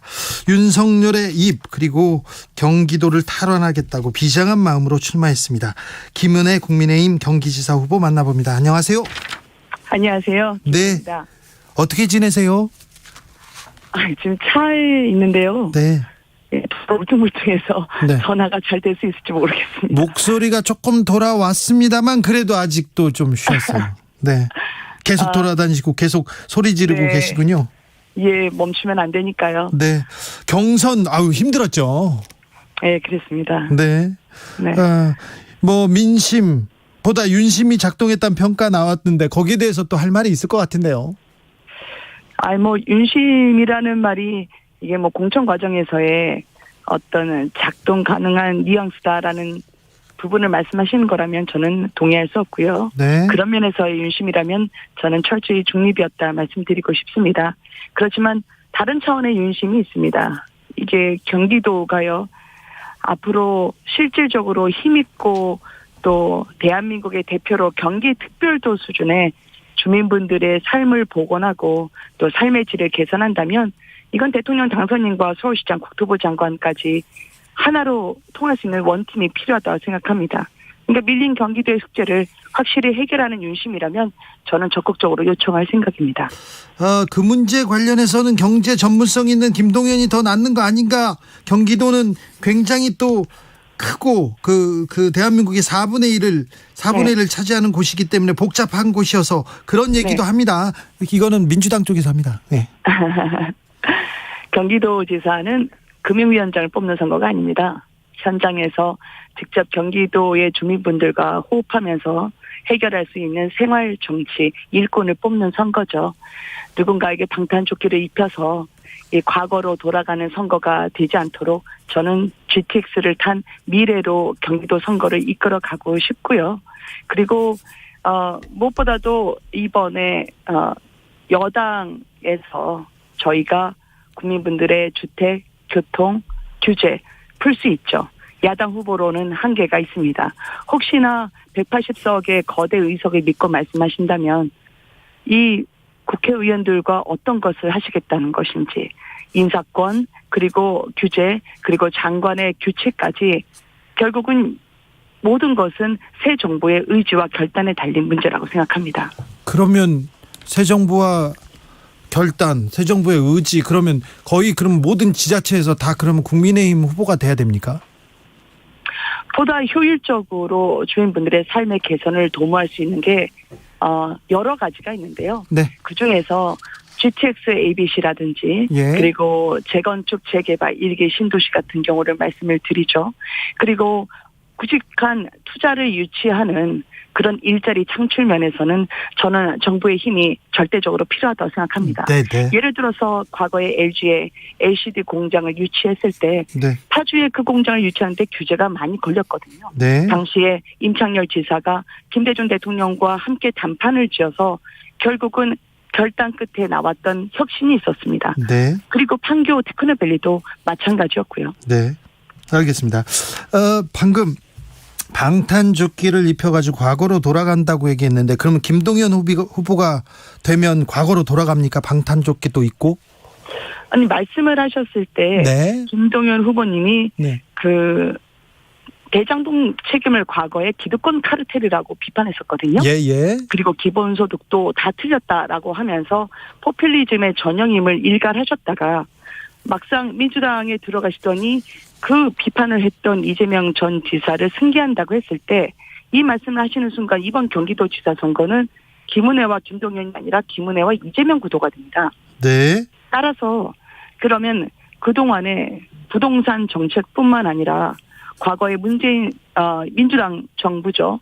부동산 실패에 책임을 지고 있는 실패한 경제부총리라고 여겨지고 있는 김동연 후보님은 어떤 입장을 보여주실 건지, 그리고 그 같은 소신이 바뀐 것은 표에 의한 것인지 아니면 그때가 틀린 것인지 분명한 입장을 밝히셔서 국민들에게 상사의 입과 눈을 따라보는 그런 관료의 자세에서 벗어난 진정한 책임감 있는 지사로서의 자격이 있는지 말씀을 해 주셔야 된다고 생각합니다. 김동연 후보는 실패한 경제부총리입니까? 네, 저는 그렇게 규정합니다. 이명박 정부 때보다 경제 관련된 지표들은 훨씬 나아졌고 선진국에 진입했다고 이렇게 얘기하던데요. 그것은 부동산 문제에 대해서 말씀치 않으려고 하시니까 자꾸 거대 지표를 잡으려고 하시는 것 같은데요.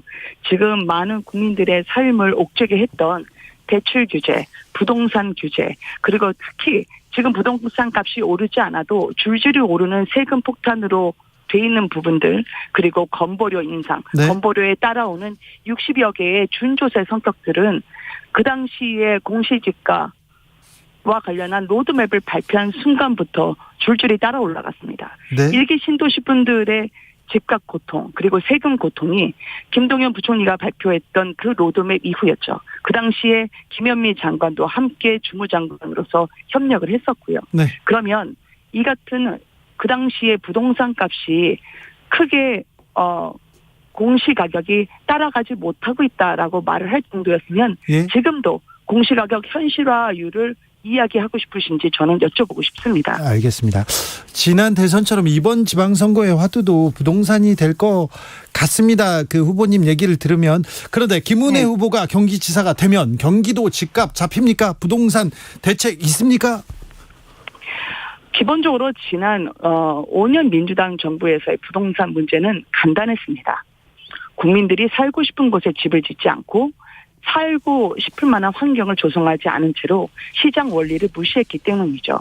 정부가 인간의 본능을 틀어주려고 하는 순간부터 고통이 시작이 되는 겁니다.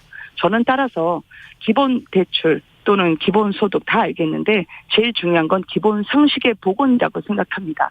부동산 문제는, 내 집 마련의 문제는 그 수요에 맞춰서 공급을 할 수 있느냐에 따라 달려 있습니다. 공급도 무작정 하는 것이 아니라 네. 국민들이 원하는 곳에서 그리고 원하는 방향으로 살 수 있도록 터줘야 한다는 거죠.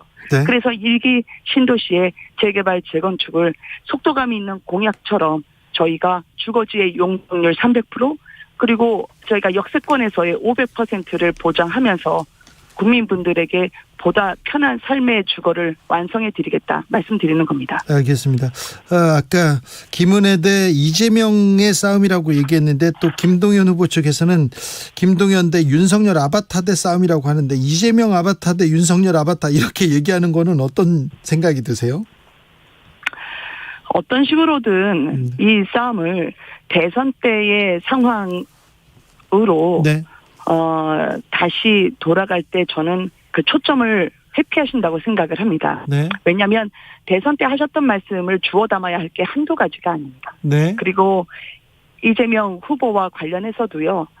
적극적으로 포퓰리즘이라고 하면서 지역 화폐의 효용성이 없음을 일갈하시기도 했죠. 그렇지만 이제는 지역 화폐를 본격적으로 계승하셨다고 하기 때문에 네. 저는 묻고 싶습니다. 정치인의 입장은 달라질 수 있습니다. 그렇지만 달라지는 건 분명한 소신과 철학에 따라 움직여야 되는 겁니다. 예. 그것이 유불리에 따라 이때 다르고 저때 다른 그런 관료의 모습이 아니길 바랍니다. 네, 알겠습니다. 부동산 얘기 하나만 더 물어보겠습니다. 네. 중앙 정부와의 정책 공조가 무엇보다도 중요합니다. 경기도는 특별히요. 그죠? 그렇습니다. 네네. 인수위에서 아직 구체적인 부동산 정책 발표하지 않았는데요. 윤석열 정부의 부동산 정책의 핵심은 뭡니까? 김은혜가 이 핵심에 뭘 더하는 겁니까?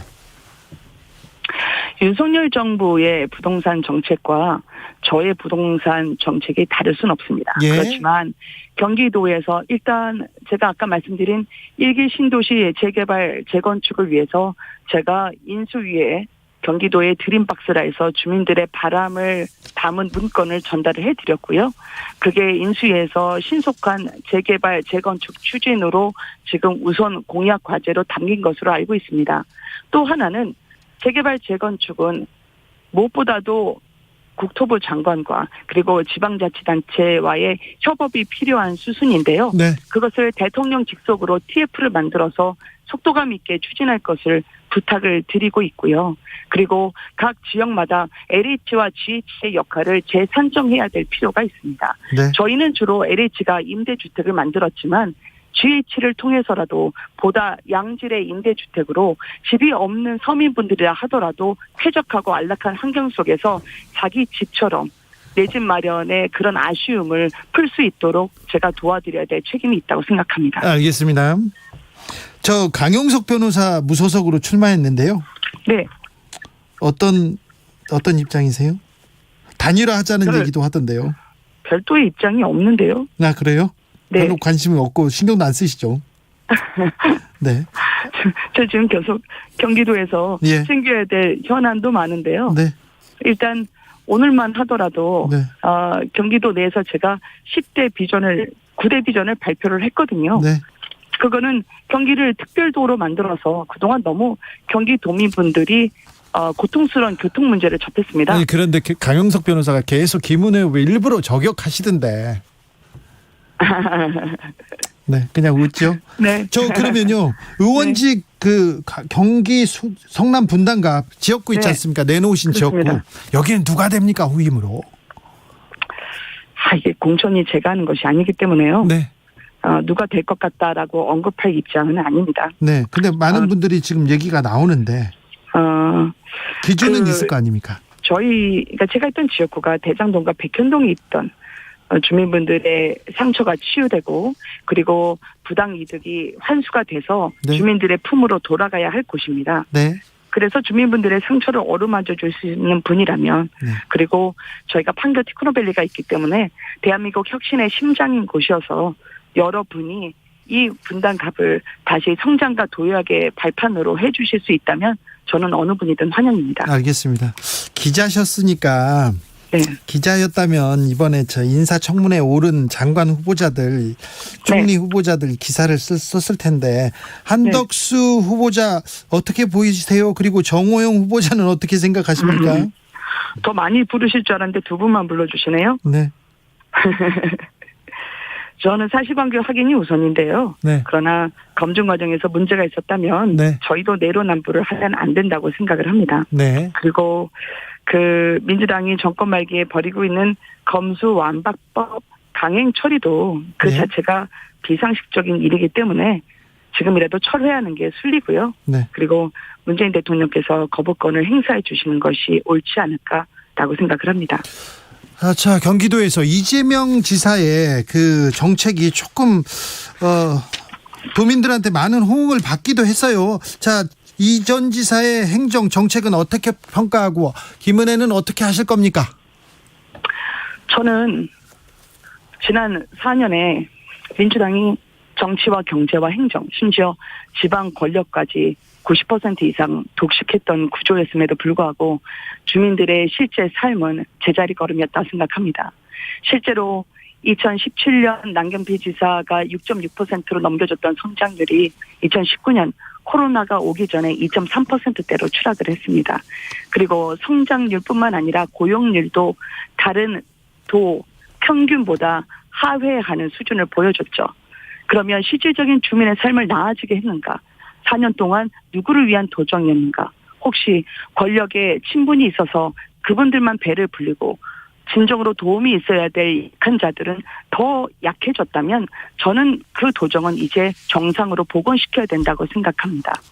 지역화폐 운영대행사를 잘못해서 오히려 낙전 수입을 운영대행사가 도민에게 돌려주지 않고 가로채 갔다는 의혹부터 시작해서요. 저는 제대로 된 도정, 경기 도민을 자신의 정치적 도약을 위한 구름판으로 삼는 게 아니라 경기 도민에 집중할 수 있는 일꾼이 필요하다고 생각합니다. 네. 저는 경기 도민에 전념하는 그런 젊고 역동적인 일꾼이 되고자 합니다. 그 생활정치 알아봐 주실 거라 생각하고 더 현장에서 대안을 만들 수 있는 겸손한 자세로 임하겠습니다. 알겠습니다. 이재명 지사 시절 경기도민의 삶의 질은 더 나빠졌다, 더 안 좋아졌다. 김은혜는 경기도민 더 잘 살게 만들겠다. 이렇게 이해하면 되는 거죠? 네, 멈춘 수레바퀴 제가 다시 돌려서 이동하게 하겠다라는 겁니다. 네, 말씀 잘 들었습니다. 김은혜 국민의힘 경기지사 후보였습니다. 네, 감사합니다. 교통정보센터 다녀오겠습니다. 정현정 씨. 네, 금요일 퇴근길입니다. 평소보다 교통량이 많은데요. 먼저 경부고속도로 부산 쪽입니다. 한남에서 서초까지 4km 구간 정체고요. 죽전에서 수원까지 이어서 밀리고 있습니다. 더 가서는 회덕분기점에서 천천히 가고요. 서울 양양고속도로는 양양으로 가는 길인데요. 동산요금소 부근 1차로에서는 승용차 사고를 처리하고 있습니다. 서해안고속도로 상황도 역시 서울로 들어오는 차들이 많습니다. 서평택 분기점 부근에서 화성휴게소까지 14km 구간 천천히 가고요. 8탄 분기점에서 용담터널까지도 10km가량 정체 이어져 있습니다. 광명역에서 금천까지 항상 밀리는 구간인 만큼 현재도 더딘 흐름 보이고 있습니다. 반대 목포 쪽으로는 서평택에서 서해대교까지 천천히 가고요. 이 부근에서는 대형 버스가 고장나 있습니다. 영동고속도로 강릉 쪽으로 둔대 분기점에서 부곡까지 정체 있고요. 신갈 분기점에서는 5차로에서 화물차 고장난 차 처리 작업에 들어갔습니다. KBS 교통정보센터에서 정현정이었습니다.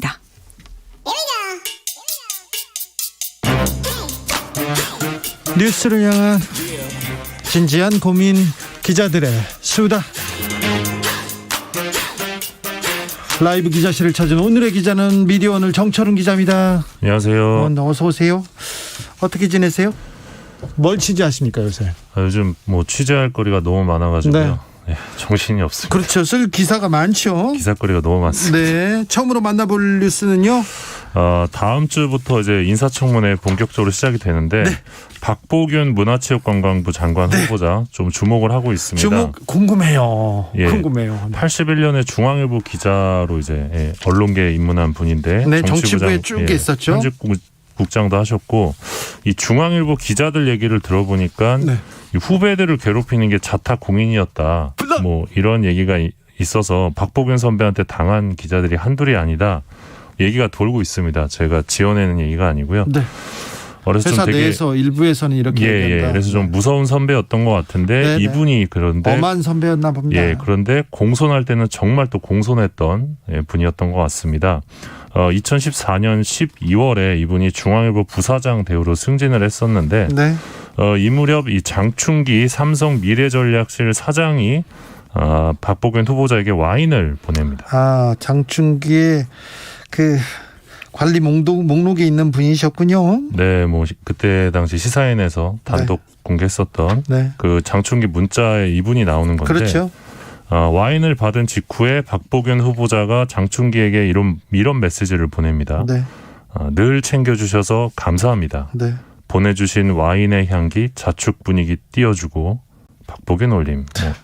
늘 챙겨주신다면. 늘 챙겨주셨다고 하네요. 네. 그래서 와인의 향기를 좀 느끼셨던 것 같은데. 장충기 사장 와인 비싼 거 보내는데. 예, 그래서 뭐 보도에 따르면 뭐 한 50만 원 이상대로 추정이 됩니다. 한 아무튼 병에. 장충기 관리 대상 목록에 있는 그런 분이셨군요. 네, 최근에는 또 친일 논란도 불거지고 있는데 이 발언 굉장히 또 심각했는데 언론에는 크게 보도되지는 않더라고요. 예, 일단 MBC 보도가 나왔는데 2014년 한림대에서 열렸던 1차 세계대전 100주년 세미나에서 이제 중앙일보 대기자로 이분이 참석을 합니다. 네. 거기서 일본은 아시아를 지배해봤기 때문에 준법 정신이 좋다 이런 취지의 발언을 했습니다. 아니 그런데 아시아를 지배해봤기 때문에 준법 정신이 좋다. 지배해보고 침략해봤기 때문에 독일이 그래서 전쟁을 일으켜봤기 때문에 준법 정신이 좋은 거고. 예, 이게 무슨 논리인지 잘 모르겠는데요. 이게 무슨 논리예요? 무슨 말이에요? 예, 그리고 뭐 한국인들이 일본산 수산물 지나치게 민감하다. 아이고. 이런 말 했고요. 방사능 관련된 맥락인 거죠. 도쿄에서는 뭐 스시도 먹고 회도 먹는데 네. 뭘 지나치게 민감하게 그런 거 같. 예, 그런 가운데 2013년 12월에는 주한 일본 대사관이 주최한 일왕 생일 축하연에 참석한 게 또 알려져서 그렇죠. 예, 논란이 됐는데 취재 과정이었다고 해명하셨죠. 관련된 기사를 쓰거나 글을 쓰진 않았고 친일된 관련된 발언을 한 적은 있습니다. 예, 그 사실 2014년에 그 박근혜 정부 때 총리 후보자로 지명됐던 문창극 전 중앙일보 주필이 있습니다. 네. 이 박보균 후보자의 선배죠. 네. 회사 선배인데 이 당시 문창극 후보자도 이 식민 지배는 하나님의 뜻이다 뭐 이런 취지의 발언을 해서 친일 논란이 불거지면서 네. 결국 낙마를 했는데 이 박보균 후보자가 당시 칼럼을 통해 또 이 문창극 선배를 또 극찬을 합니다. 네. 이런 대목들이 좀 청문회에서 좀 쟁점이 되지 않을까 싶고요. 언론계에서는 그렇게 존경받는 사람은 아닌데요. 그리고 또 뭐라고 해야 되나 삼성 패밀리라고 해야 되나 로얄 패밀리하고 좀 가까운 사람으로 이렇게 좀 평가되는 분인데 그래서 높은 자리에 있는 분인데 어떻게 갑자기 장관 후보자가 됐을까요? 그게 저도 좀 궁금한데요. 네. 최근에 제가 알게 된 사실 중에 하나가 이분의 외삼촌이 되게 대단하신 분이었더라고요. 누군데요? 그 우리나라 초대 대검 중수부장과 이 검찰총장을 역임했던 87년에 이 이종남 검찰총장입니다. 특수부 중수부의 거의 뭐라고 해야 되나요? 전설이라고 합니다. 네네. 그 맨 먼저 굉장히 유명한 분입니다. 예, 그래서 전두환 정권 때 검찰총장, 노태우 정부 때 법무부 장관, 그리고 네. 김대중 정부 때 감사원장을 역임했던 네. 분이고요. 그 뭐 특수통의 대부로 불린다고 합니다. 네. 이분이 외삼촌이라고 합니다. 그래서 지금 일각에서 박보균 후보자가 문화체육관광 쪽 전문성이 부족하다는 지적이 있는데 아니 정치부만 했고 문화체육 이쪽 예. 부분에 대해서는 거의 뭐 취재하거나 뭐 활동한 적은 그런데 거의 이제 없는 것 검찰 같아요. 인맥을 되게 중요시하는 당선자께서 이런 부분을 감안하지 않았겠냐 이런 해석이 가능할 것으로 보이고요. 네. 문체부 장관은 사실 역사의식이 되게 중요한 자리인데 네. 이런 부분은 향후 쟁점이 되지 않을까 싶습니다. 박보균 문체부 장관 후보자에 대한 검증도 좀 제대로 했으면 좋겠어요. 예, 근데 또 언론계 출신이라 네. 검증이 좀 부족한 것 거 아닌가. 같아요. 기사가 안 나와요. 예, 선배이기 때문에 또 네. 뭐 정철훈 그런- 기자 계속 쓰세요. 저는 뭐 예. 네, 더 많이 쓰십시오. 전임이 그러면 제가 더 많이 전하겠습니다. 다음 뉴스로 가볼까요? 민주당에서 171명 전원이 서명한 이 법안이 하나 최근에 발의가 됐습니다. 네. 당론으로 채택한 부분인데 이 공영방송 지배구조 개선안입니다. 네. 지금까지는 KBS, MBC, EBS 이제 사장을 뽑을 때 네. 그리고 이사회를 구성할 때 7대 4 비율, 6대 3 비율로 이제 쉽게 말하면 민주당 국민의힘 쪽에서 추천한 사람들이 이사진을 구성을 해왔습니다. 여당이 6, 여당이 7, 그리고 3은 야당 이런 식으로 이렇게 분배했죠. 예, 이런 정치적 후견주의를 벗겨내기 위해서 이 사회 각계각층이 추천할 수 있도록 하겠다라는 게 이제 민주당 당론의 어떤 주요 골자고요. 일단 보면 정치권이 추천하는 부분을 명시하긴 합니다. 그래서 교섭단체가 7명을 추천하게 됩니다. 그러니까 지금은 11명, 9명 이렇게 이사회가 구성이 되는데 이거를 25명의 운영위원회로 구성을 하겠다는 거거든요. 25명으로 늘어나는 건데 결국은 이 25명을 누가 추천해서 구성하느냐가 핵심입니다. 구체적으로 보면 국회 교섭단체에서 의석수 비율에 따라 7명, 비교섭단체 1명 추천을 하게 되고요. 그리고 방통위가 선정한 방송 관련 학회 3명을 추천하게 되고 방송기자연합회, PD연합회, 한국방송기술인연합회 이제 현업단체들이죠. 여기서 또 1명씩 추천을 합니다. 그리고 각 공영방송의 시청자위원회에서 3명을 추천하고 방송협회 사용자 단체라고 할 수 있죠. 여기서 2명, 그리고 공영방송의 종사자 대표가 또 2명 추천을 하게 됩니다. 그리고 지역성을 반영하기 위해서 대한민국 시도의회 의장협의회에서 4명을 추천하면 딱 25명이 됩니다. 네, 그 25명을 꾸려서요. 네, 꾸려서 여기서 이제 사장을 뽑는 건데, 사장 선임 시에는 이 시청자 사장 추천 평가위원회를 통해 일단 2배수로 후보가 압축이 되면 여기서 이제 3분의 2 이상이 동의할 경우에만 사장을 선출할 수 있게 되는데, 이제 특별다수제를 도입하는 겁니다.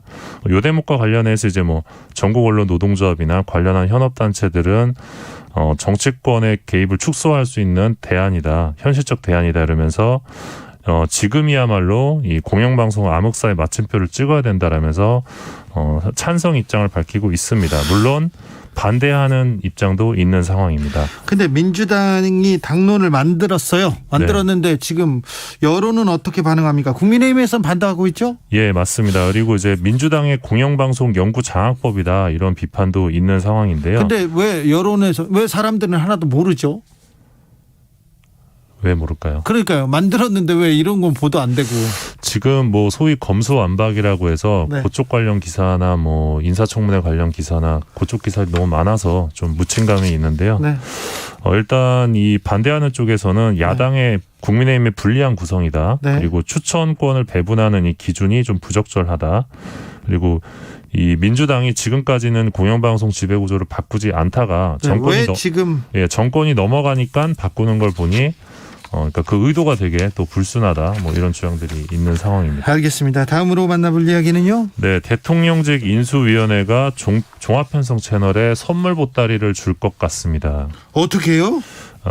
사실 이명박 정부 때 종합편성 채널이 탄생을 했죠. 엄청난 특혜를 받고 태어났죠. 네, 엄청난 특혜를 많이 받았는데 이 열거하려면 시간이 너무 부족한데요. 네. 근데 이제 새 정부에서도 또 다른 특혜를 주지 않을까 그런 예상이 되는데, 인수위 발표를 보면 일단은 종편 승인 제도를 좀 바꿀 것 같습니다.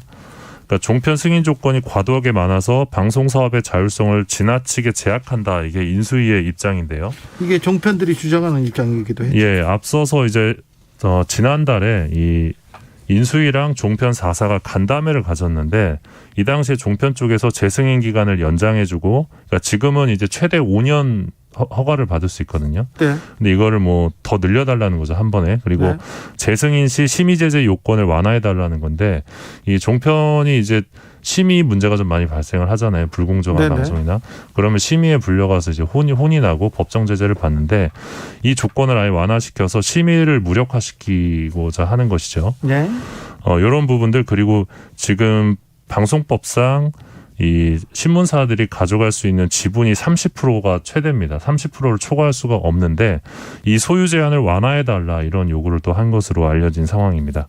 그러니까 쉽게 말해서 지금처럼 재승인 제도를 유지하되 어렵지 않게 재승인을 받게 해달라, 이게 종편사들의 요구인데, 이 요구를 새 정부가 상당 부분 반영할 것이라는 전망이 지금 나오고 있습니다.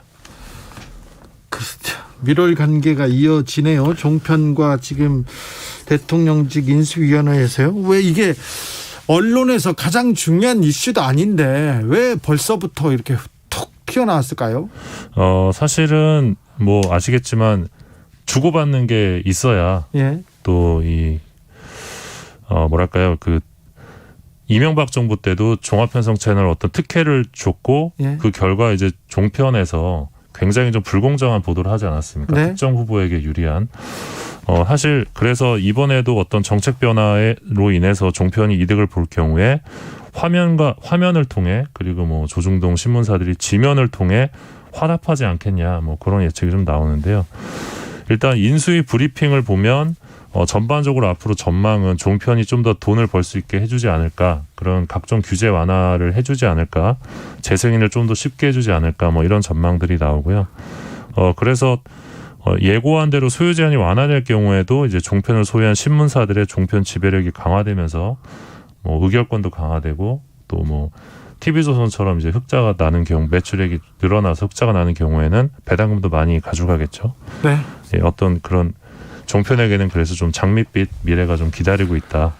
그렇게 볼 수 있겠습니다. 김정인님께서 의도가 불순하지 여태 가만히 있다가 얘기하는데 민주당의 언론개혁법안 얘기하시는 것 같습니다. 하이든님께서 언론개혁은 언급이라도 되죠. 사법개혁법안은 뭐가 있는지 아는 사람이 거의 없을 거리요 얘기하는데 언론개혁 정철훈 기자 네. 어떤 과제들이 시급합니까? 언론개혁이요? 네. 사실 저는 이제 민주당의 언론개혁안에 대해서도 좀 아쉬운 점들이 많은데 네. 개인적으로는 그 국민들이 가장 피해를 보는 대목은 이제 크게 두 가지인데 하나는 기사용 광고와 관련된 부분 그리고 또 하나는 이제 언론 보도에 따른 이제 인격권 피해라고 할 수 있는데요. 피해를 어떻게 그래서 이제 작년에 뭐 그 언론중재법 개정안 징벌적 손해배상제 얘기가 나왔었는데 저는 그게 징벌적 손해배상제든 어떤 제도든지 간에 지금보다 피해 구제가 현실화돼야 된다고 생각을 그렇죠. 하고요. 그래서 좀 위자료가 좀 늘어나야 된다고 보고요. 기사를 그리고 쓰고 기사를 전하는 입장인데 잘못했으면 오보로 그리고 의도된 사실 왜곡으로 누구의 명예훼손을 하거나 누구한테 심각한 타격을 입혔다면 보상해야죠. 잘못했죠. 그리고 이제 의료 광고나 또 부동산 광고 쪽과 관련된 기사용 광고는 정말 막대한 피해를 또 국민들에게 줄 수 있기 때문에 이 부분에 대한 뭐 과태료 조항 부활이라든지 이런 것들이 필요한데 여기에는 조금 집중을 안 하고 있다는 생각이 좀 들고 또 말씀하신 대로 지금 시기적으로 지금에 와서야 뒤늦게 이제 공영방송 지배구조 개선안을 이제 당론으로 채택을 해서 그러니까요. 비판이 나오고 있는 건 사실입니다. 지금 뭐 하다가 언론중재법 이야기도 쏙 들어갔어요. 사실 다른 법안보다 언론의 폐해 때문에 얼마나 많은 사람들이 피해를 보냐.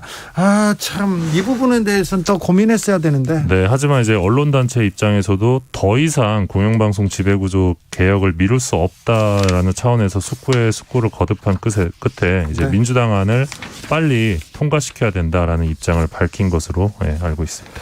기자들의 수다 지금까지 미디어오늘 정철훈 기자와 함께했습니다. 감사합니다. 고맙습니다.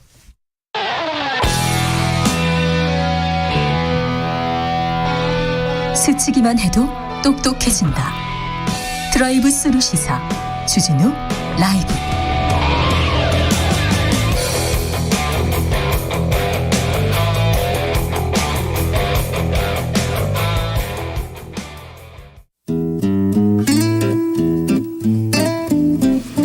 현실의 불이 꺼지고 영화의 막이 오릅니다. 영화보다 더 영화 같은 현실 시작합니다.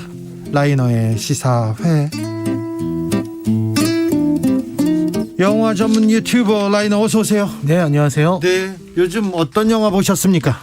최근에는 이제 좀 좋은 영화들이 많이 나와서 그래요.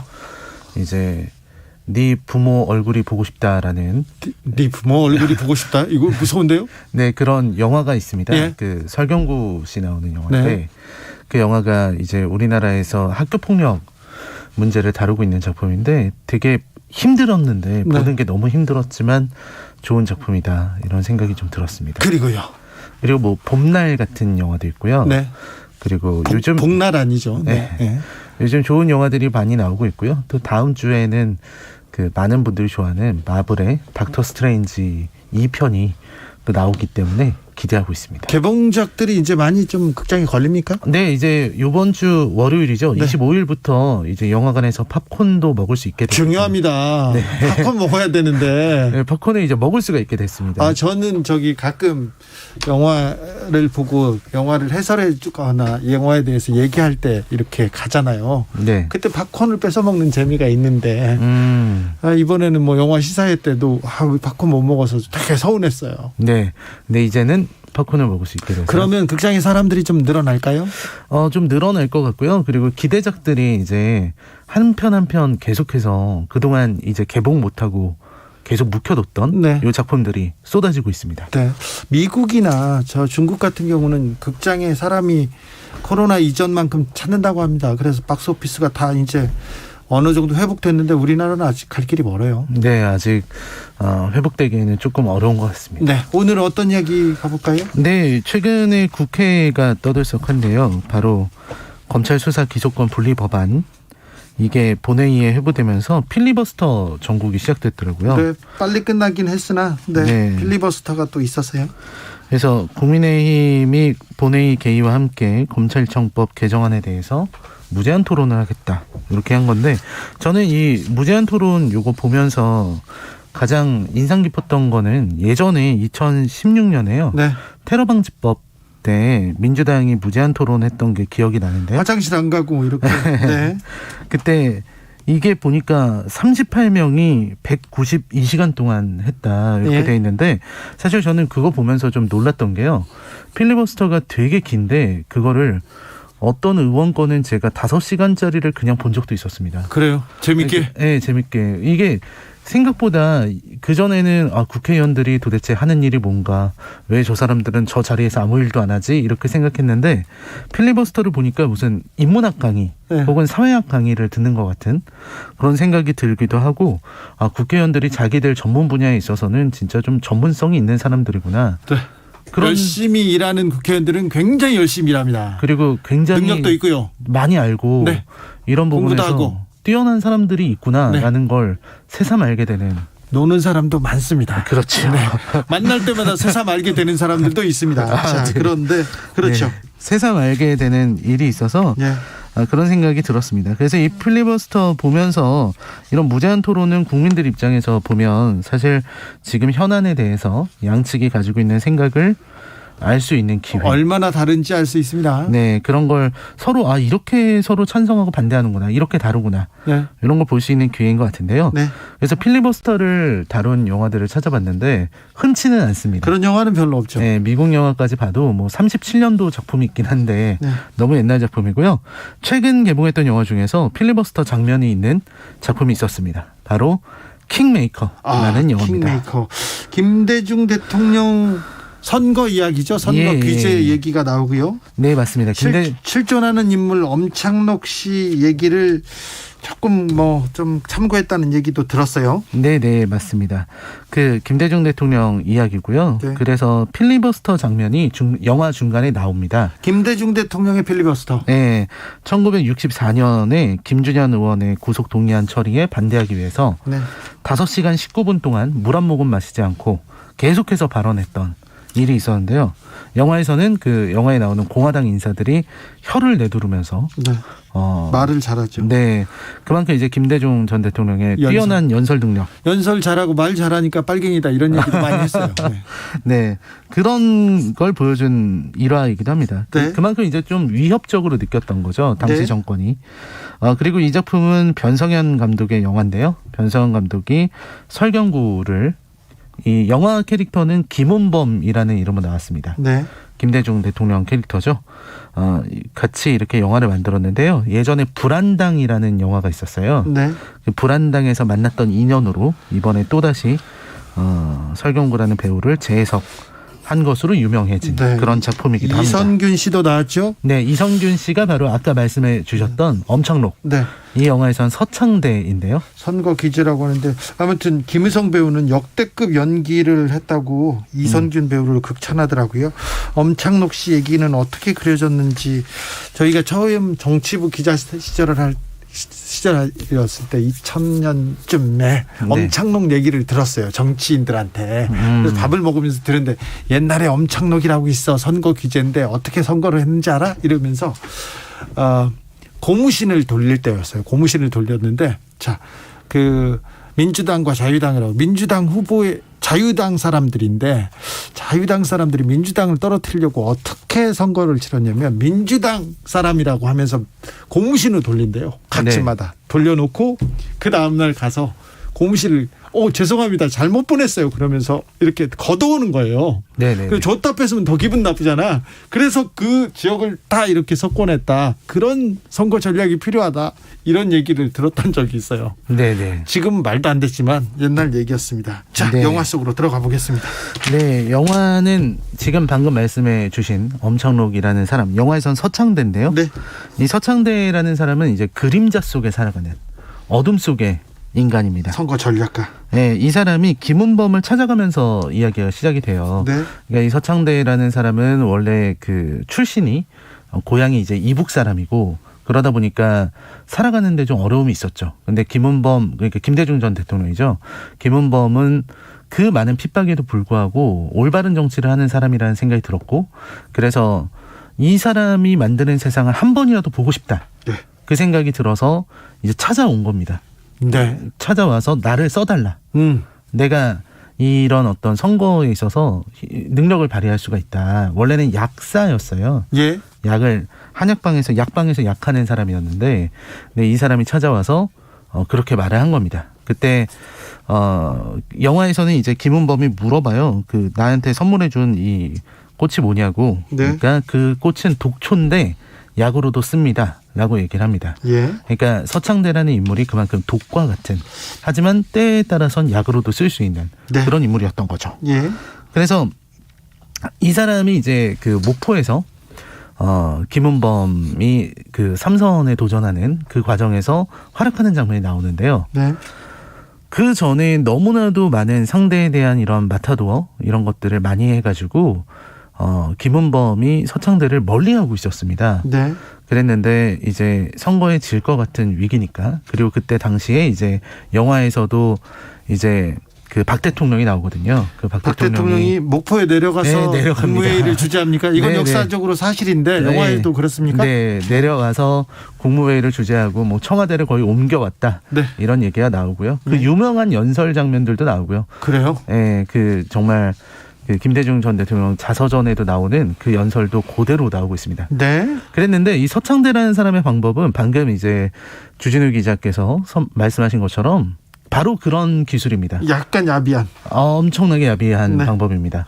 그러니까 뭐 전혀 그런 일이 없는 사람한테 이제 혼의 자녀가 있다. 예. 라고 거짓말을 하고 그래서 상대가 이제 부정하게 만들고 네. 그거를 이제 기사로 내보내고 그리고 아까 말씀하신 것처럼 고무신이나 이제 셔츠, 와이셔츠 같은 걸 선물로 돌리는데요. 돈이 없으니까 그 공화당이 돌렸던 그 와이셔츠를 다시 다 공화당 행세를 하면서 그걸 다시 다 빼오고 네. 그리고 민주당이 다시 한번 이런 식으로 그런 식으로 하게 되고요. 그 외에도 이제 이 공화당 사람이라고 속여놓고서 이제 사람들한테 좀 안 좋게 하는 겁니다. 그 지역 사람들한테 좀 안 좋은 모습을 보이고 네. 그러니까 담배를 피우는데 자기들은 이제 외산 담배를 피는 모습을 보여준다든지 네. 혹은 뭐 자기들끼리 자작극으로 폭력 사태를 벌인다든지 요새도 사실은 이런 전략이 있어요. 어디 기업인 출신 회장님이 이렇게 출마를 했는데 직원들이 다 목욕탕에 갑니다. 목욕탕에 가서 상대 후보 편인 것처럼 하면서 행패를 부리는 네네네. 그 작전이 몇 년 전에도 어느 목욕탕에서 썼어요. 그래가지고 제가 취재 갔었어 목욕탕에. 근데 참 난감했습니다. 옷을 벗은 상태로 서로 얘기를 하는데 그랬어요. 네. 그래서 이 영화에서도 그런 식의 네. 방법을 서창대는 그냥 막 씁니다. 네. 이렇게 막 쓰다 보니 어쨌든 간에 김은범은 결국 다시 또 당선이 되게 되고요. 네. 결국 이들은 중앙 정계로 오게 되면서 이제 이야기가 계속 진행이 되는데요. 네. 여기에서 이제 문제가 뭐냐면 창대가 가지고 있는 욕심이 드러나게 됩니다. 어떤 욕심이죠? 이제 김은범이라는 저 사람은 저렇게 빛나고 있는데 네. 저 빛을 왜 나에게 나눠주지 않는가. 그러니까 왜 나에게는 자리가 오지 않는가라는 네. 거죠. 그러니까 아내에도 불만이에요. 당신 때문에 저렇게 당선이 3번이나 됐는데 어떻게 좋은 자리에 하나 앉을 수 있냐, 공천을 앉을 수 있냐, 이런 얘기가 이제 막 나오게 된 거죠. 예. 그러다 보니까 이제 욕심을 내기 시작하고 그리고 김은범도 이제 조금씩 창대에게 이런 기회를 주려고 노력을 하게 되는데요. 네. 그러면서 이제 또 다른 선거랑 연결이 되면서 이야기가 좀 깊게 들어가는 부분이 있습니다. 두 사람은 어떻게 될까요? 네, 둘의 관계는 계속해서 심화되는데요. 이게 이 이야기가 되게 재밌습니다. 그러니까 연출이 되게 좋은데요. 네. 김은범 설경구 씨한테 이렇게 빛이 쫙 비치는 장면이 있어요. 그러면 그 뒤로 그림자가 생기고 그 그림자 속에 서창대 이선균 씨가 이렇게 있습니다. 네. 그런 이제 연출들이 되게 괜찮은 연출이라고 할 수 있겠고요. 그리고서 이제 이들이 겪게 되는 일들이 많이 있는데요. 첫 번째로는 이제 그 40대 기수론, 이 역사랑 똑같이 흘러갑니다. 예. 40대 기수론이 흘러나오고 그다음에 이제 김은범이 대통령 후보로 이제 선출이 되고요. 그러면서 이제 인터뷰 같은 걸 하는 장면들 이런 것들이 나오고 이런 식으로 흘러갑니다. 근데 이제 결국 이 대통령 후보가 된 김은범이 창대를 아주 중요한 위치에 앉히게 되는데 그때 위기가 생겼어요. 그게 네. 뭐냐면 예비군 관련된 인터뷰를 한 겁니다. 예. 그러니까 그 방송국에 인터뷰를 하러 온 사람이 그 대본에 없는 질문을 한 거죠. 네. 예비군을 없앤다던데 그게 사실이냐 이런 질문을 한 겁니다. 그때 이제 예비군을 없애는 예비군 폐지론이 어떤 주된 주장이다 이렇게 얘기를 한 거죠. 네. 그것 때문에 이제 문제가 생겼는데요. 이제 김은범이라는 인물이 계속해서 이 빨갱이라는 프레임을 가지고 있었는데 그런 소리를 듣고 있었는데 예비군 폐지한다고 하니까 난리가 난 겁니다. 네. 이거를 되돌리려면 어떻게 해야 되냐. 모든 사람들이 창대를 바라봤는데요. 네. 서창대는 거기에서 자작극을 하자고 합니다. 어떻게요? 이제 어떤 자작극이든 자작극을 하자. 예. 이런 얘기를 했는데 문제는 이게 대선 후보의 캠프에서 나올 만한 얘기가 아니었던 거죠. 예. 그래서 공식적인 자리에서 그런 얘기를 하니까 사람들이 서창대에게서 등을 돌리게 됩니다. 네. 그리고 김은범 역시 창대에게 실망하게 되고요. 네. 그리고 이 창대에게 그 당시 이제 중앙정보부죠. 중앙정보부에서 와서 예. 우리를 도와라. 네. 우리를 도우면 뭐든지 할 수 있을 거다. 네. 이렇게 얘기를 해서 이제 등을 돌렸다라고 하는 그런 이야기가 되는 거죠. 그러면서 이 우리나라에 그동안 없었던 지역 감정이라는 게 그때부터 생기게 되었다. 그 지역 감정 구도를 만든 사람이 바로 서창대다. 이렇게 영화는 말하고 있습니다. 아, 그래요? 네, 그러니까 그쪽 중정 쪽으로 가서 네. 실제로 엄창록 씨는 김대중 대통령을 선거운동에서 돕다가 저쪽으로 박정희 전 대통령한테 이렇게 넘어갔었죠. 네, 그거를 영화에서는 그 설을 그대로 받아들여서요. 네. 그쪽으로 가서 이 서창대가 처음으로 내건 전략이 바로 지역 감정을 불러일으키는 거였습니다. 네, 영화적으로는 그러네요. 네, 영화적으로는 실제는 아니더라고요. 네, 영화적으로는 그렇게 표현되고 있습니다. 그렇습니까? 그래서 결국 김은범은 이제 선거에서 낙선하게 되고요. 자, 이 영화를 지금 우리 라이너가 들고 오신 이유는? 일단은 이 영화가 정말 정치란 무엇인가 네. 이것을 묻는 영화라는 생각이 들었습니다. 네. 사실 제가 최근에 정치인들을 보다 보면 정치인들이 때때로 너무 모든 걸 정치공학적으로만 생각하는 것 같습니다. 그렇게 정치공학적으로만 보면 국민들은 한 걸음씩 멀어지게 되거든요. 네. 네, 그걸 모르고 있는 게 아닌가 하는 생각이 들었어요. 네. 이 필리버스터가 부활한 거는 좋지만 필리버스터가 어떤 건지를 먼저 살펴봤으면 좋겠고요. 이 국민들이 이런 일이 있을 때마다 관심을 갖고 그 내용을 잘 알 수 있게끔 필리버스터의 내용을 되게 충실하게 해야 되지 않을까 하는 생각을 했습니다. 이런 제도를 그냥 상대를 막기 위해서 상대를 흔들기 위한 도구로서만 소모해버리면 국민의 입장에서는 허망하지 않을까 하는 생각이 들었습니다. 네. 영화에서는 결국 김은범이 서창대의 손을 잡지 않아요. 네. 그때 글을 잘라냅니다. 아주 힘들게 글을 잘라내고 그때 국민에 대한 얘기를 하거든요. 네. 그때 창대는 그걸 비웃으면서 도대체 국민이 뭐냐고 물어봐요. 네. 국민은 그냥 우리가 시키는 대로 하고 우리가 흔드는 대로 흔들리는 것이다라고 얘기를 하거든요. 그때 둘이 완전히 갈라섭니다. 이 김은범이라는 영화의 캐릭터가 걸어갔던 길은 정치공학으로 상대를 이기는 길이 아니라 오직 국민을 향해서만 나아가는 그런 구불구불한 험로를 걸어간 것이라고 생각을 합니다. 그게 영화의 메시지라는 생각이 들었습니다. 영화 잘 만들어졌습니까? 네, 굉장히 연출이 매우 뛰어나서요. 네. 근래 보기 힘든 한국 영화의 수작이라고 생각합니다. 매우 잘 만들어진 정치 영화라는 얘기를 들었는데 코로나 시국 때문에 그런지 70만 명대밖에 그 관객이 들지 않았어요. 그런데 한번 꼭 찾아봐야 되겠네요. 네. 오늘 감사했습니다. 시사의 작품은 킹메이커였습니다. 감사합니다. 네, 감사합니다. 5405님께서 대의와 수단에 대해서 어떤 곳이 옳고 그른지에 대한 고찰해보는 영화였어요. 잘 보셨다는 얘기군요. 네. 주진우 라이브 여기서 마치겠습니다. 돌발 퀴즈의 정답은 어린이날이었습니다. 올해 어린이날 행사를 청와대에서 합니다. 잘 할 거니까 올해까지는 지켜보시고요. 4월이 갑니다. 5월에 새 출발을 하시는 분들 행운과 행복이 깃들기를 기원하겠습니다. 네, 그렇다고요. 한대수의 희망가 들으면서 저는 물러나겠습니다. 내일 오후 5시 5분에 저는 주진우 라이브 스페셜로 돌아옵니다. 지금까지 주진우였습니다. 밝은 달 아래 곰곰이 생각하니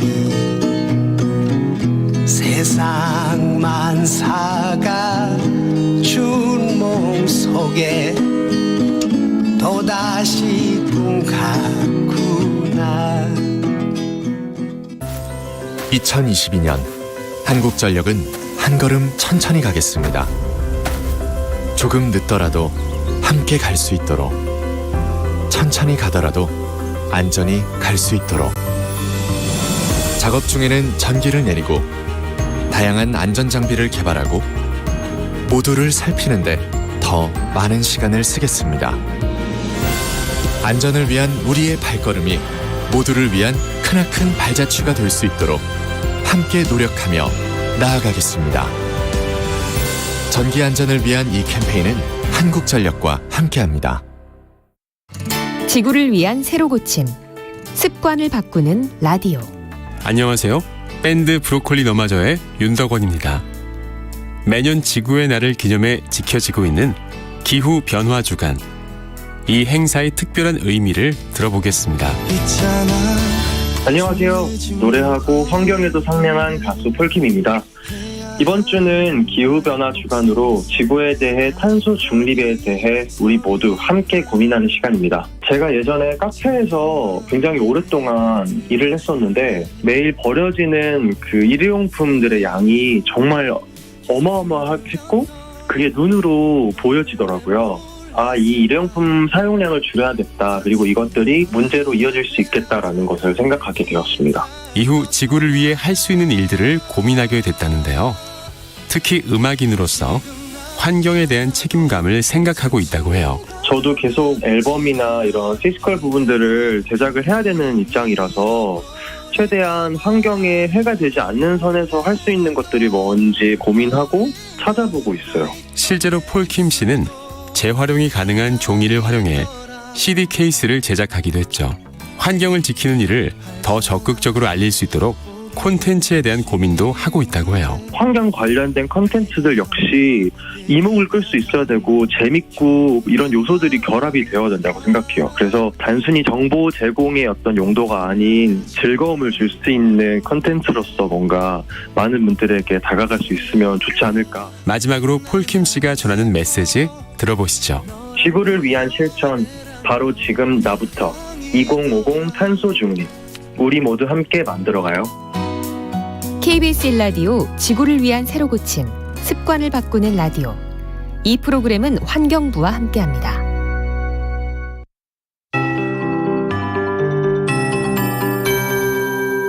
KBS 58분 날씨. 하늘에 구름이 가득한 지금 포항에는 비가 오고 있습니다. 동풍이 불어오는 강원 영동과 경북 동해안은 저녁까지 5mm 미만의 비가 오락가락 이어지겠고요.